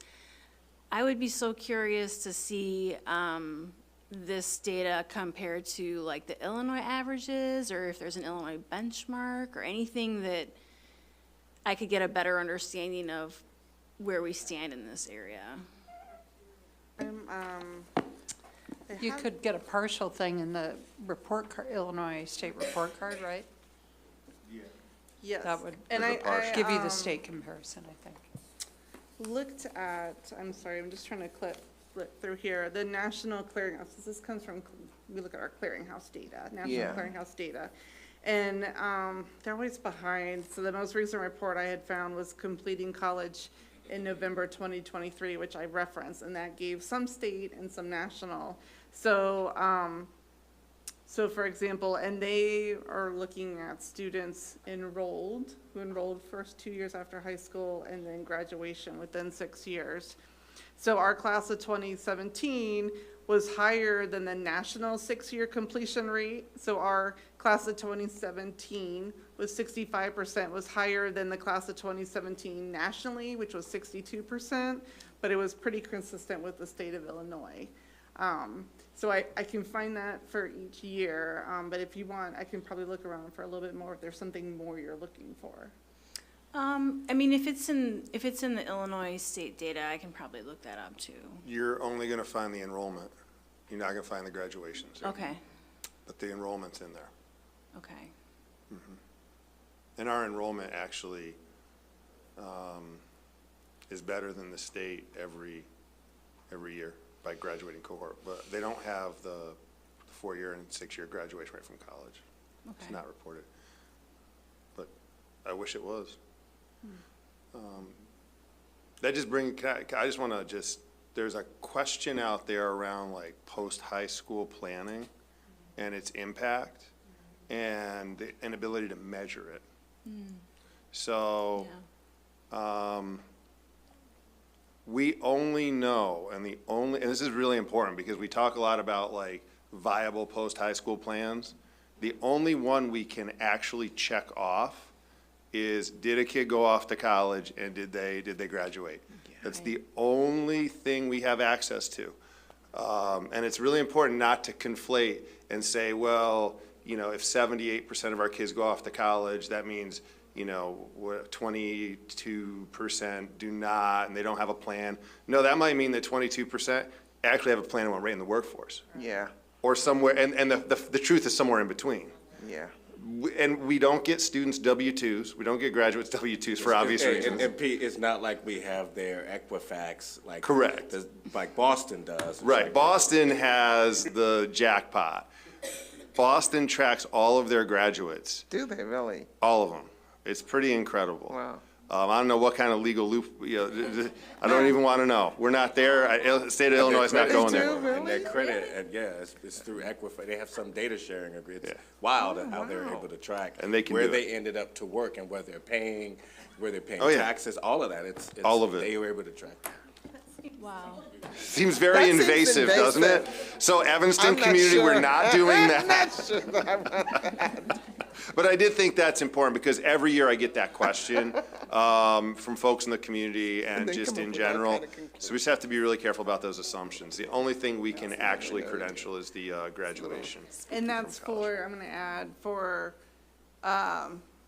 schools, colleges, universities that submit data to the clearinghouse. Okay. I don't know what percent don't, but I do know every now and again, there's something that will pop up that a student will have like a graduation, but there's no data from them prior from that school. So, I don't think it's big, but it is probably a little piece. Yeah, okay. Thank you. Interesting. Very interesting. Additional questions, or should we do the school report card briefly? This is the swan song for the SAT data. They're going to move to ACT this year. That's right. I'm conflicted about that, actually, because it means we have to redo our entire data set, and there's no true crosswalk, and they have to establish benchmarks. So I don't want to really go down that rabbit hole, but let's just talk about this. Our summative designation, yet again, is commendable, and that's great. If you go to the school report card, which I encourage everyone to do online, it actually has a series of, it explains what commendable means, it explains that it's percentage-based, it explains all that. Our English language arts, our SAT English language arts is there at the top. This is just the general trend. Again, I encourage you to go to the report card. It's interactive. You can do a whole bunch of great things with it. Up a bit. This is our disaggregated data. We're showing some growth. When you see the scatter plots, which are also, I'll tell you what those are and why those are very helpful. But you see here that our data is trending for the most part in the right direction if you compare it, and you can do that. Here's our mathematics. Our math has lagged behind ELA. That's not a shock. We talked about this. That's because math is learned sequentially, and the challenge with mathematics is that COVID really didn't, I was almost going to say did a number. There, I did it. It did a number on our math achievement. Just in general, because we don't really know what it means to do 4th grade math online, 6th grade math online, high school algebra. We have a feeling, we can say definitively that it didn't go very well, but we're digging out of that, and you see that, and it's a slow progression. And it doesn't affect each student group equally. It disproportionately has impacted Black African American students, Hispanic Latino students, students with IEPs. So that's important to note. And there you see our disaggregated data for mathematics. And when I say it's lagging, it's really, it's a significant challenge when you look at that. Keep going. So here's the interesting news. If you do one thing, if you're at home watching this, I encourage you to go to School Report Card, click on Academic Progress, and then click on Scatter Plot, Performance Scatter Plot. Here you see the English Language Arts proficiency in Illinois for white students by school. That red triangle is ETHS. To the left and up are CPS magnet schools. To the left, just down from us, is Stevenson High School. To the right of us is Oak Park River Forest, and further to the right is New Trier. ETHS does a phenomenal job educating white students for the SAT, whatever that's worth. Okay, so that's pretty, I mean, that's the top community school. We're the top non-magnet school in the state for that. Okay. Headline. Not such interesting headline for Black African American students, English language arts. To the right, you see, to the left rather, you see Oak Park River Forest above us. You see a variety of magnet schools above us. But again, in general, compared to other schools with similar demographics, doing a fairly strong job. From that triangle to the right, the percentage of Black African American students increases. And when you go to the left, that's a smaller population of Black African American students. So you see that there. Again, that's a good headline. That's a good news story as well.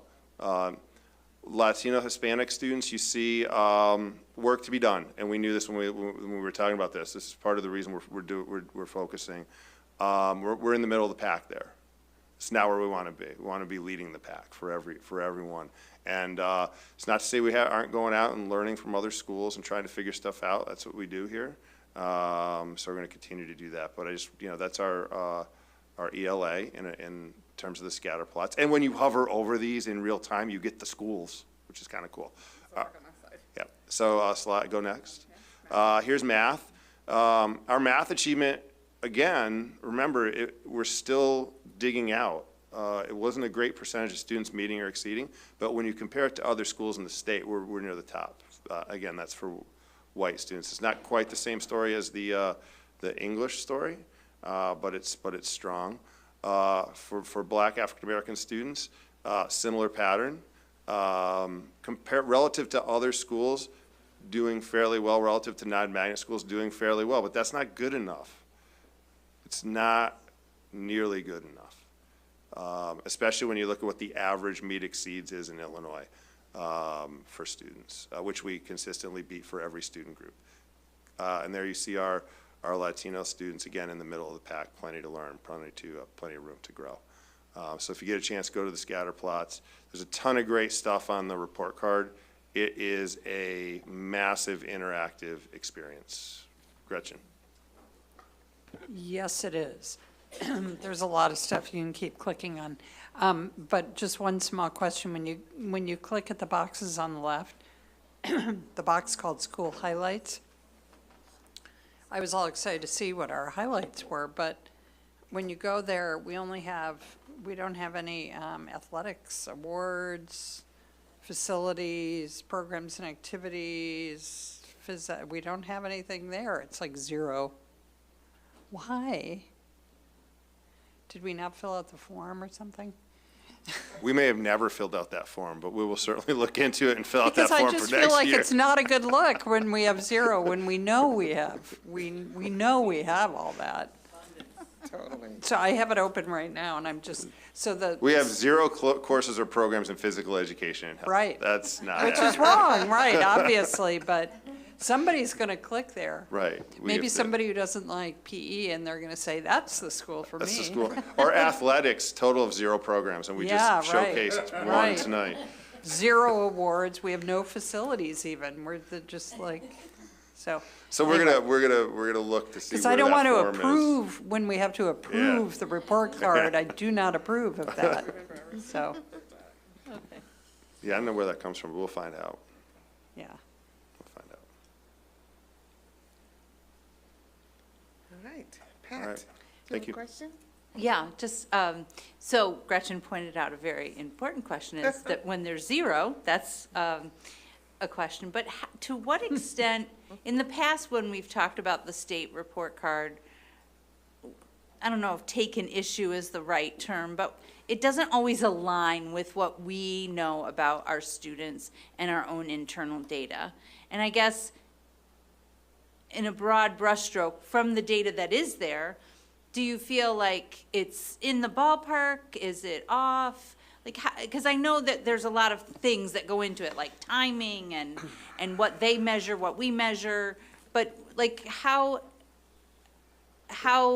reflective of who we are and what we're doing is the data that you just showed us? I think it's one way to look at it. Okay. I think that's fair. What I would say, though, and I hear this from alumni of all ages, I hear this from folks all over, that the true value add of Evanston Township High School is not in these numbers. Yeah. It's in what we do in our classrooms. It's in how we socialize our students so that they can walk into any room, have any conversation. They can be leaders, they can be collaborators, they can talk to anyone. And they have that sense of empowerment walking out of here. And that is not going to ever be measured on a report card, but that really is what we do. That's part of our mission, and I'm very proud of that, and it will never show up here.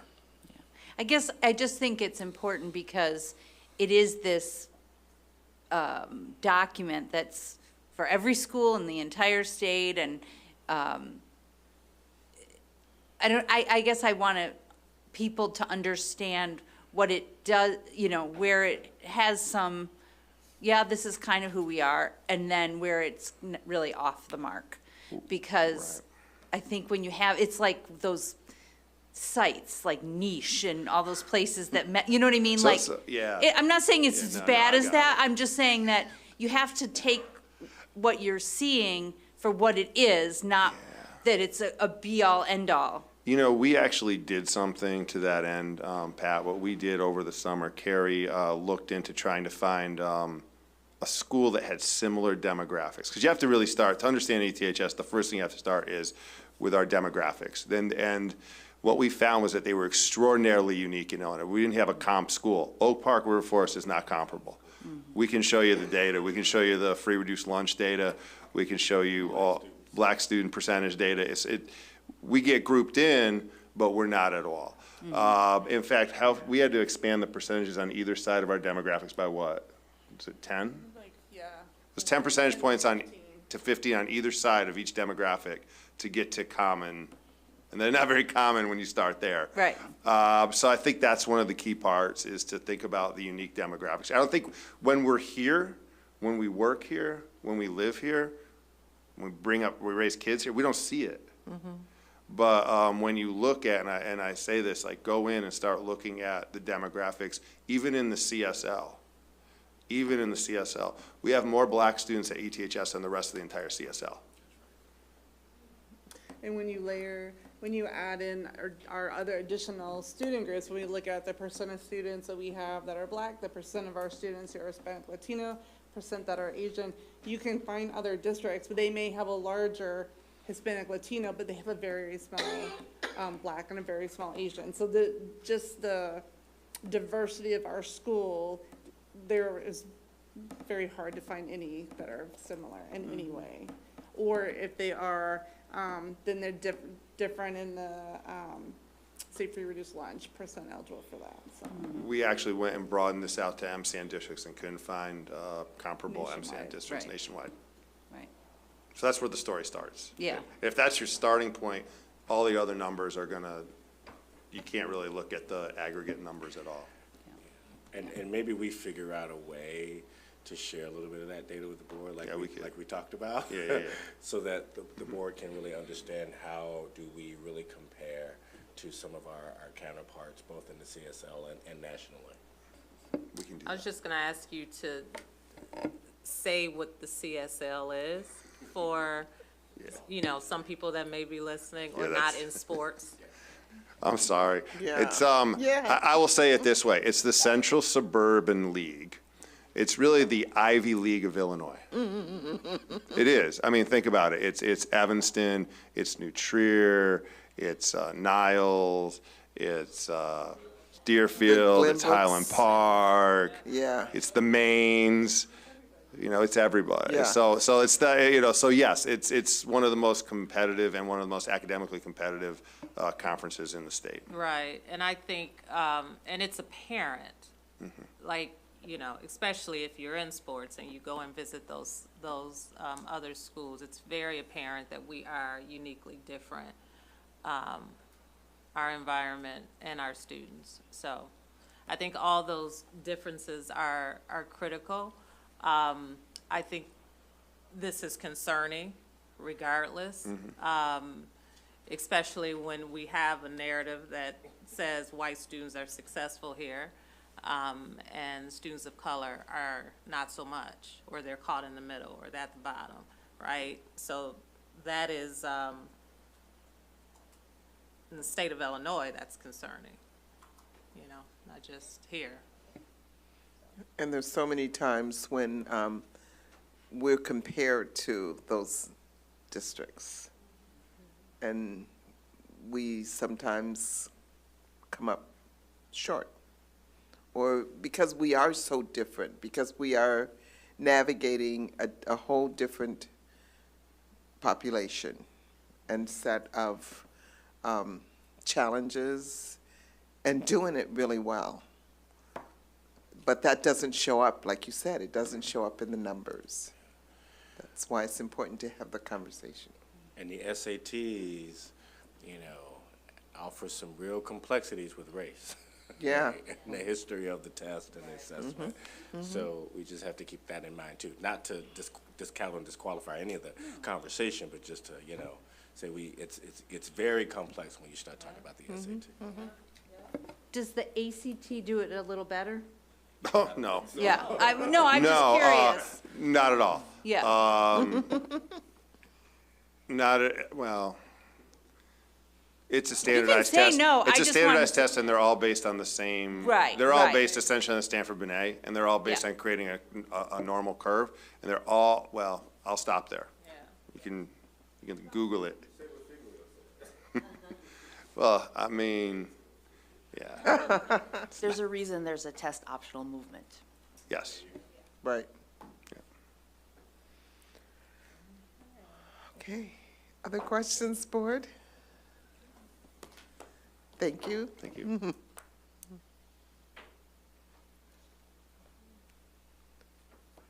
All right, I'll let Dr. Davis get to his chair.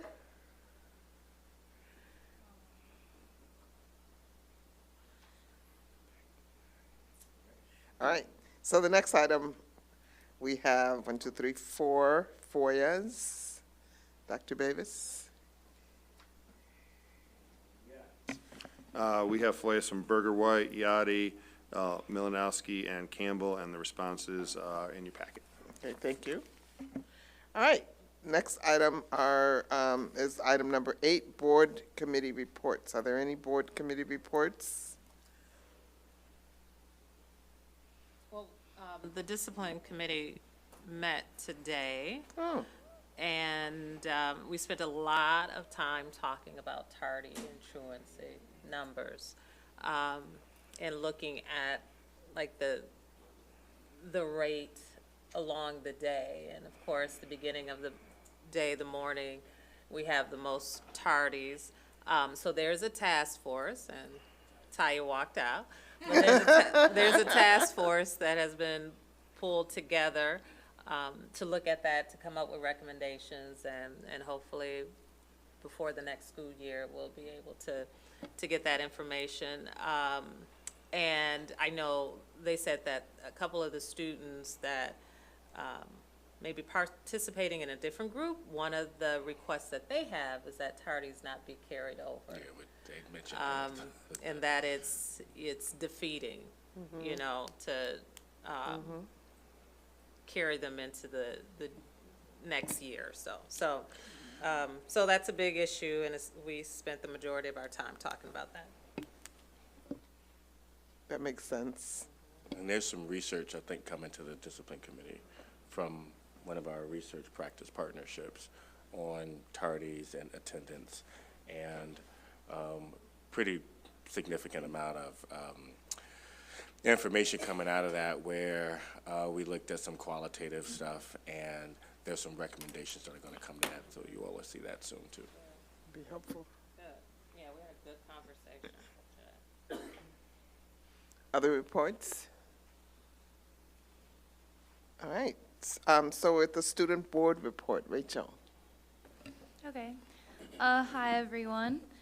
So, everything in Q2 seems to be going pretty well. We're almost halfway through, so I think people are getting excited for fall break. Dr. Kinsey and I sure are. And then for us seniors, we made it through the first round of college applications. Yes. So I'm sure everyone in my grade feels just a sense of relief after that first round went out. And then people like socially are joining winter sports right now, and so all of that seems to be also going pretty well.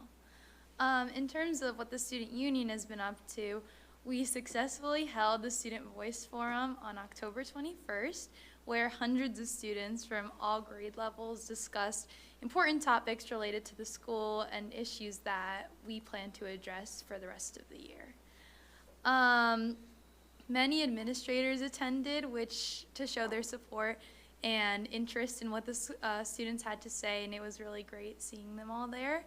And overall, the energy there was really fantastic. People were really interested in the topics we selected this year and super open to having discussions on and having their voices be heard for the board to hear and for student union to address.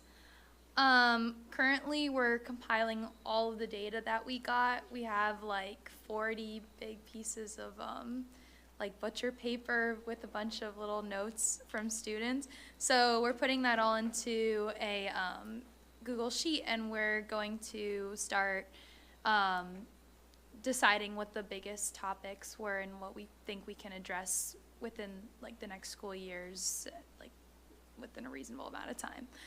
And then another event that we've been talking about and kind of collaborating with Dr. Kinsey with is the semester exams that are coming up in December.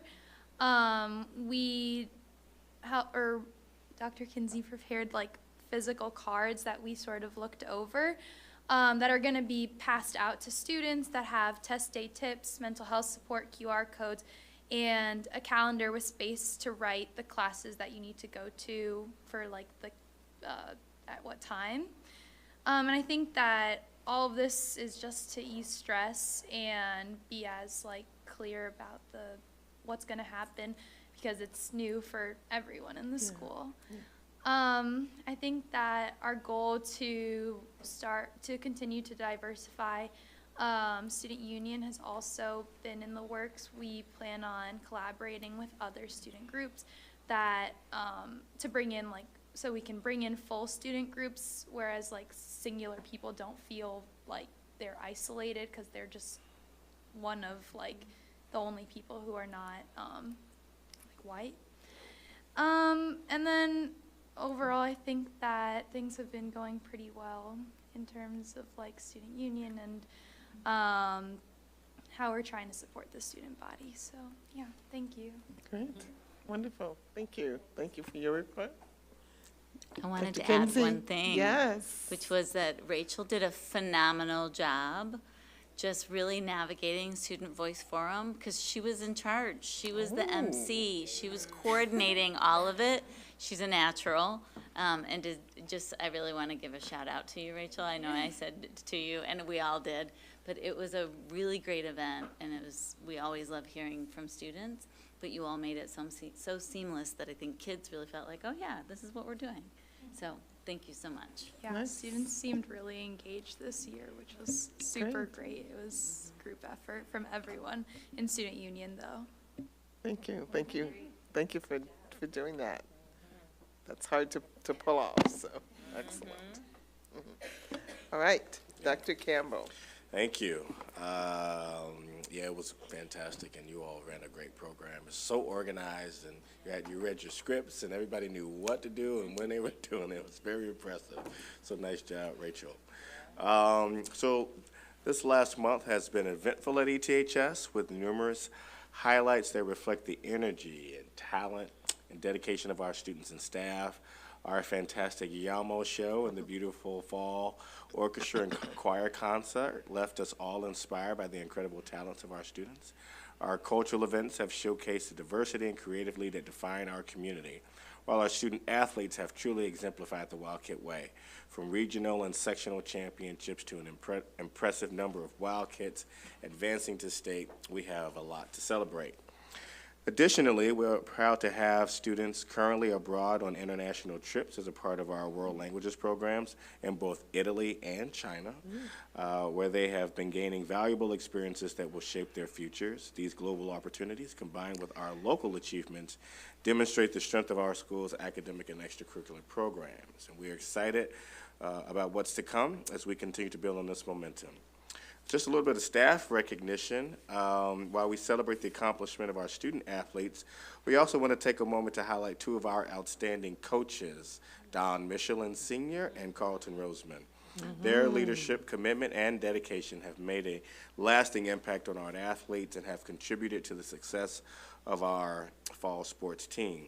This weekend, the city of Evanston officially named the stretch of Hartree Avenue between Church and Lion Streets to Don Michelin Senior Way in honor of his many years of service as an educator, coach, mentor, and community leader in Evanston. His dedication to the growth and success of countless students and past and present athletes continues to inspire the Wildcat community. Congratulations, Coach Michelin.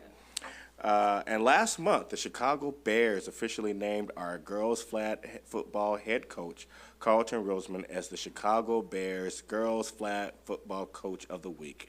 This award recognizes excellence in leadership and commitment, highlighting efforts to support young athletes and expand girls flag football throughout Illinois. Congratulations, Carlton. And to the note, your note earlier, Pat, cell phone update. So I want to briefly preview a forthcoming report to the board. Ty is coming hot off the press. In our next quarterly update, you can expect a report on semester one on the impact of our cell phone practices, which has been a major focus, and understandably so. So I'm pleased to share that the recent survey from our Research, Evaluation, and Assessment Department indicates a significantly positive impact on the classroom environment while at ETHS. More details will follow, and many teachers are already calling the change transformative, making positive progress.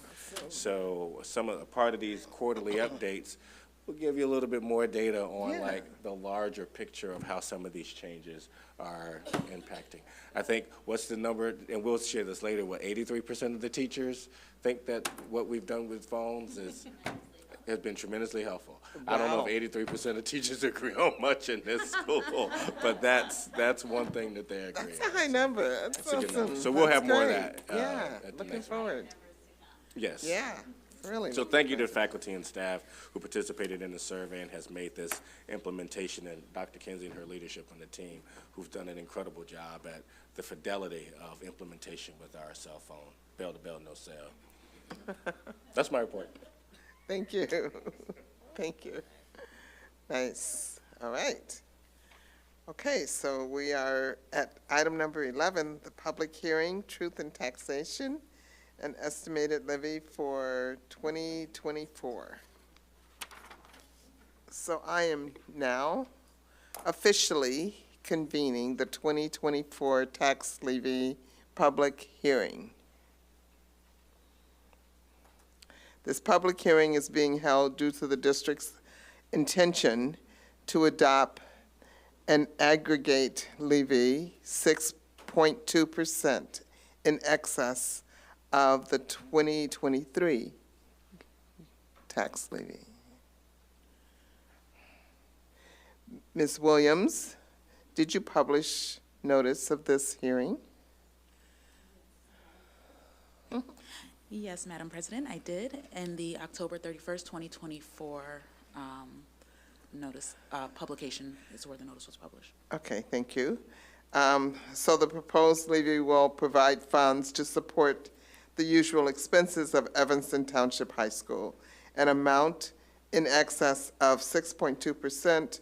Overall increase is to be levied to ensure that our extension base increases the tax cap of 3.4% plus any new property. Thank you, and anyone desiring to present testimony may do so at this time.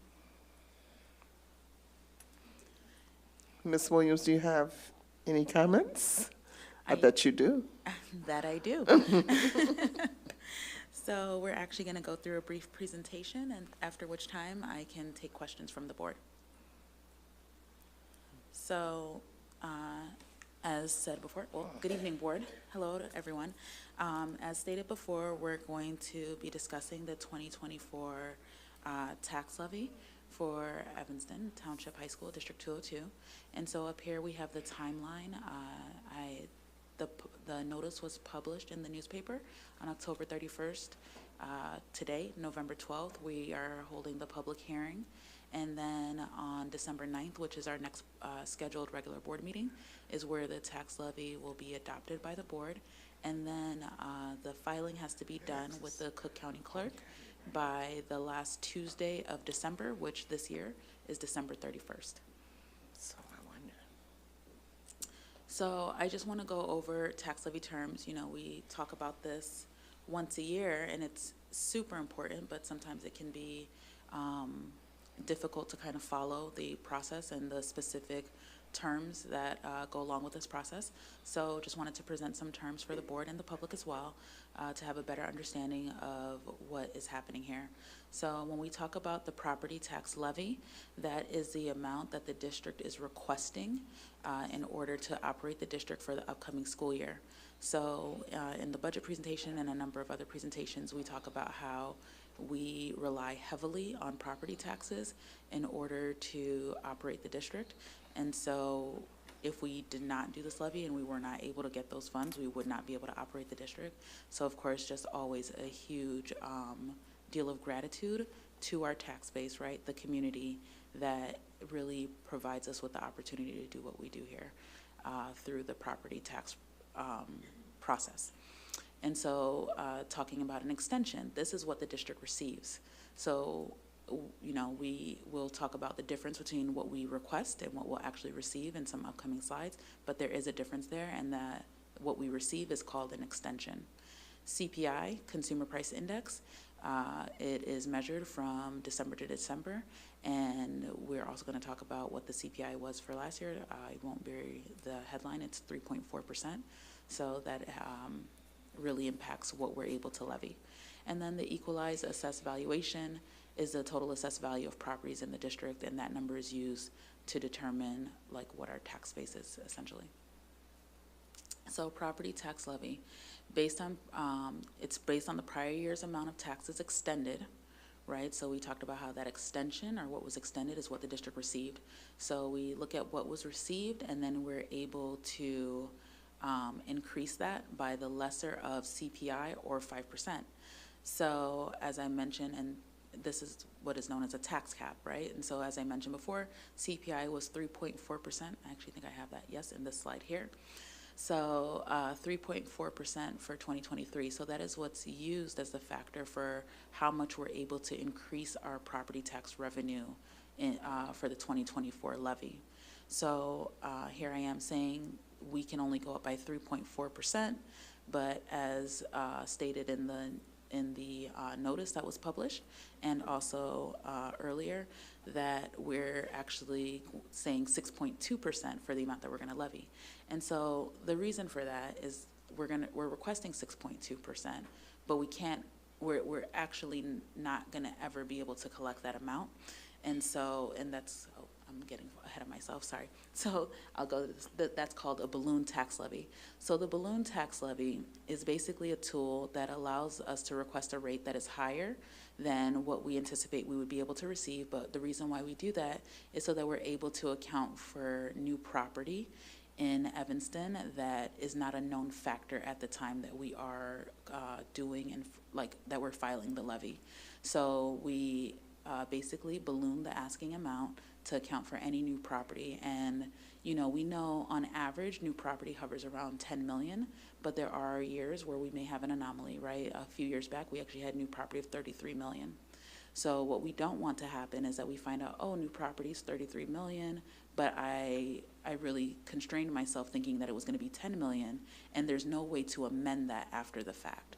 So when you balloon, you just kind of account for a variety of factors that can come up after the levy is filed.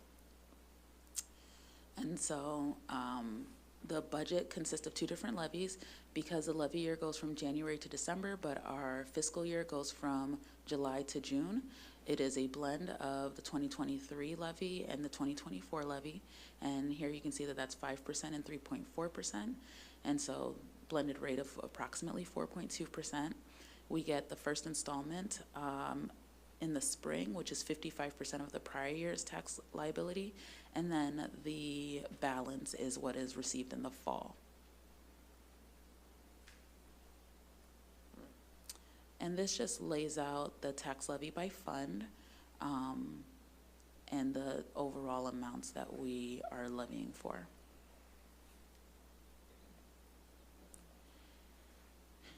And so, of course, you know, everyone always thinks, well, what does this mean for me?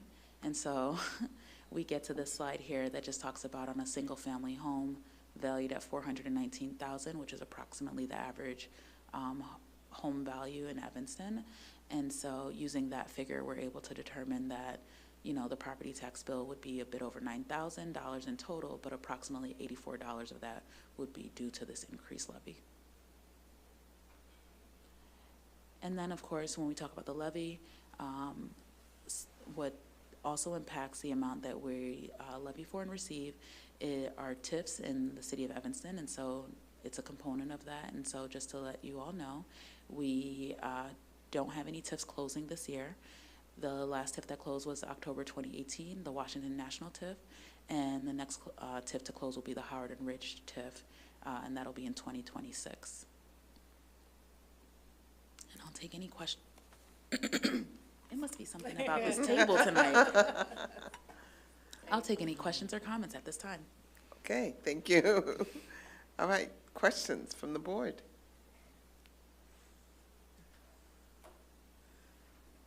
Of course, you make things very clear, and your explanations are very clear, so thank you. Thank you. Good. Absolutely. Thank Oh, you. I have another thing to say. Yeah. Hearing no further testimony, I now declare this hearing closed. Thank you. Thank you. All right. Thank you, Kendra. Great job. All right, so items for action. The first item for action is acceptance of school report card. Could I have a motion for acceptance? So moved. Second? Second. Roll call, please. Yes. Well, I guess I'm a yes, but can we fix the blank bit? I mean, I'd rather not be a no or an abstain, so, okay, yes. Yes. Yes. Yes. Yes? Yes. Okay, the next item, we're going to delay action on the resolution. So we're not going to take action there. I'm going to hold that. So now we're at the consent agenda. And the consent agenda consists of approval of school maintenance project grant, approval of minutes from October 14th, 2024, and October 28th, 2024, both regular and closed session meetings, Treasurer's report from August of 2024, approval of bills, and personnel report. Could I have a motion for approval, please? So moved. Second. Roll call, please. Yes. Yes. Yes. Yes.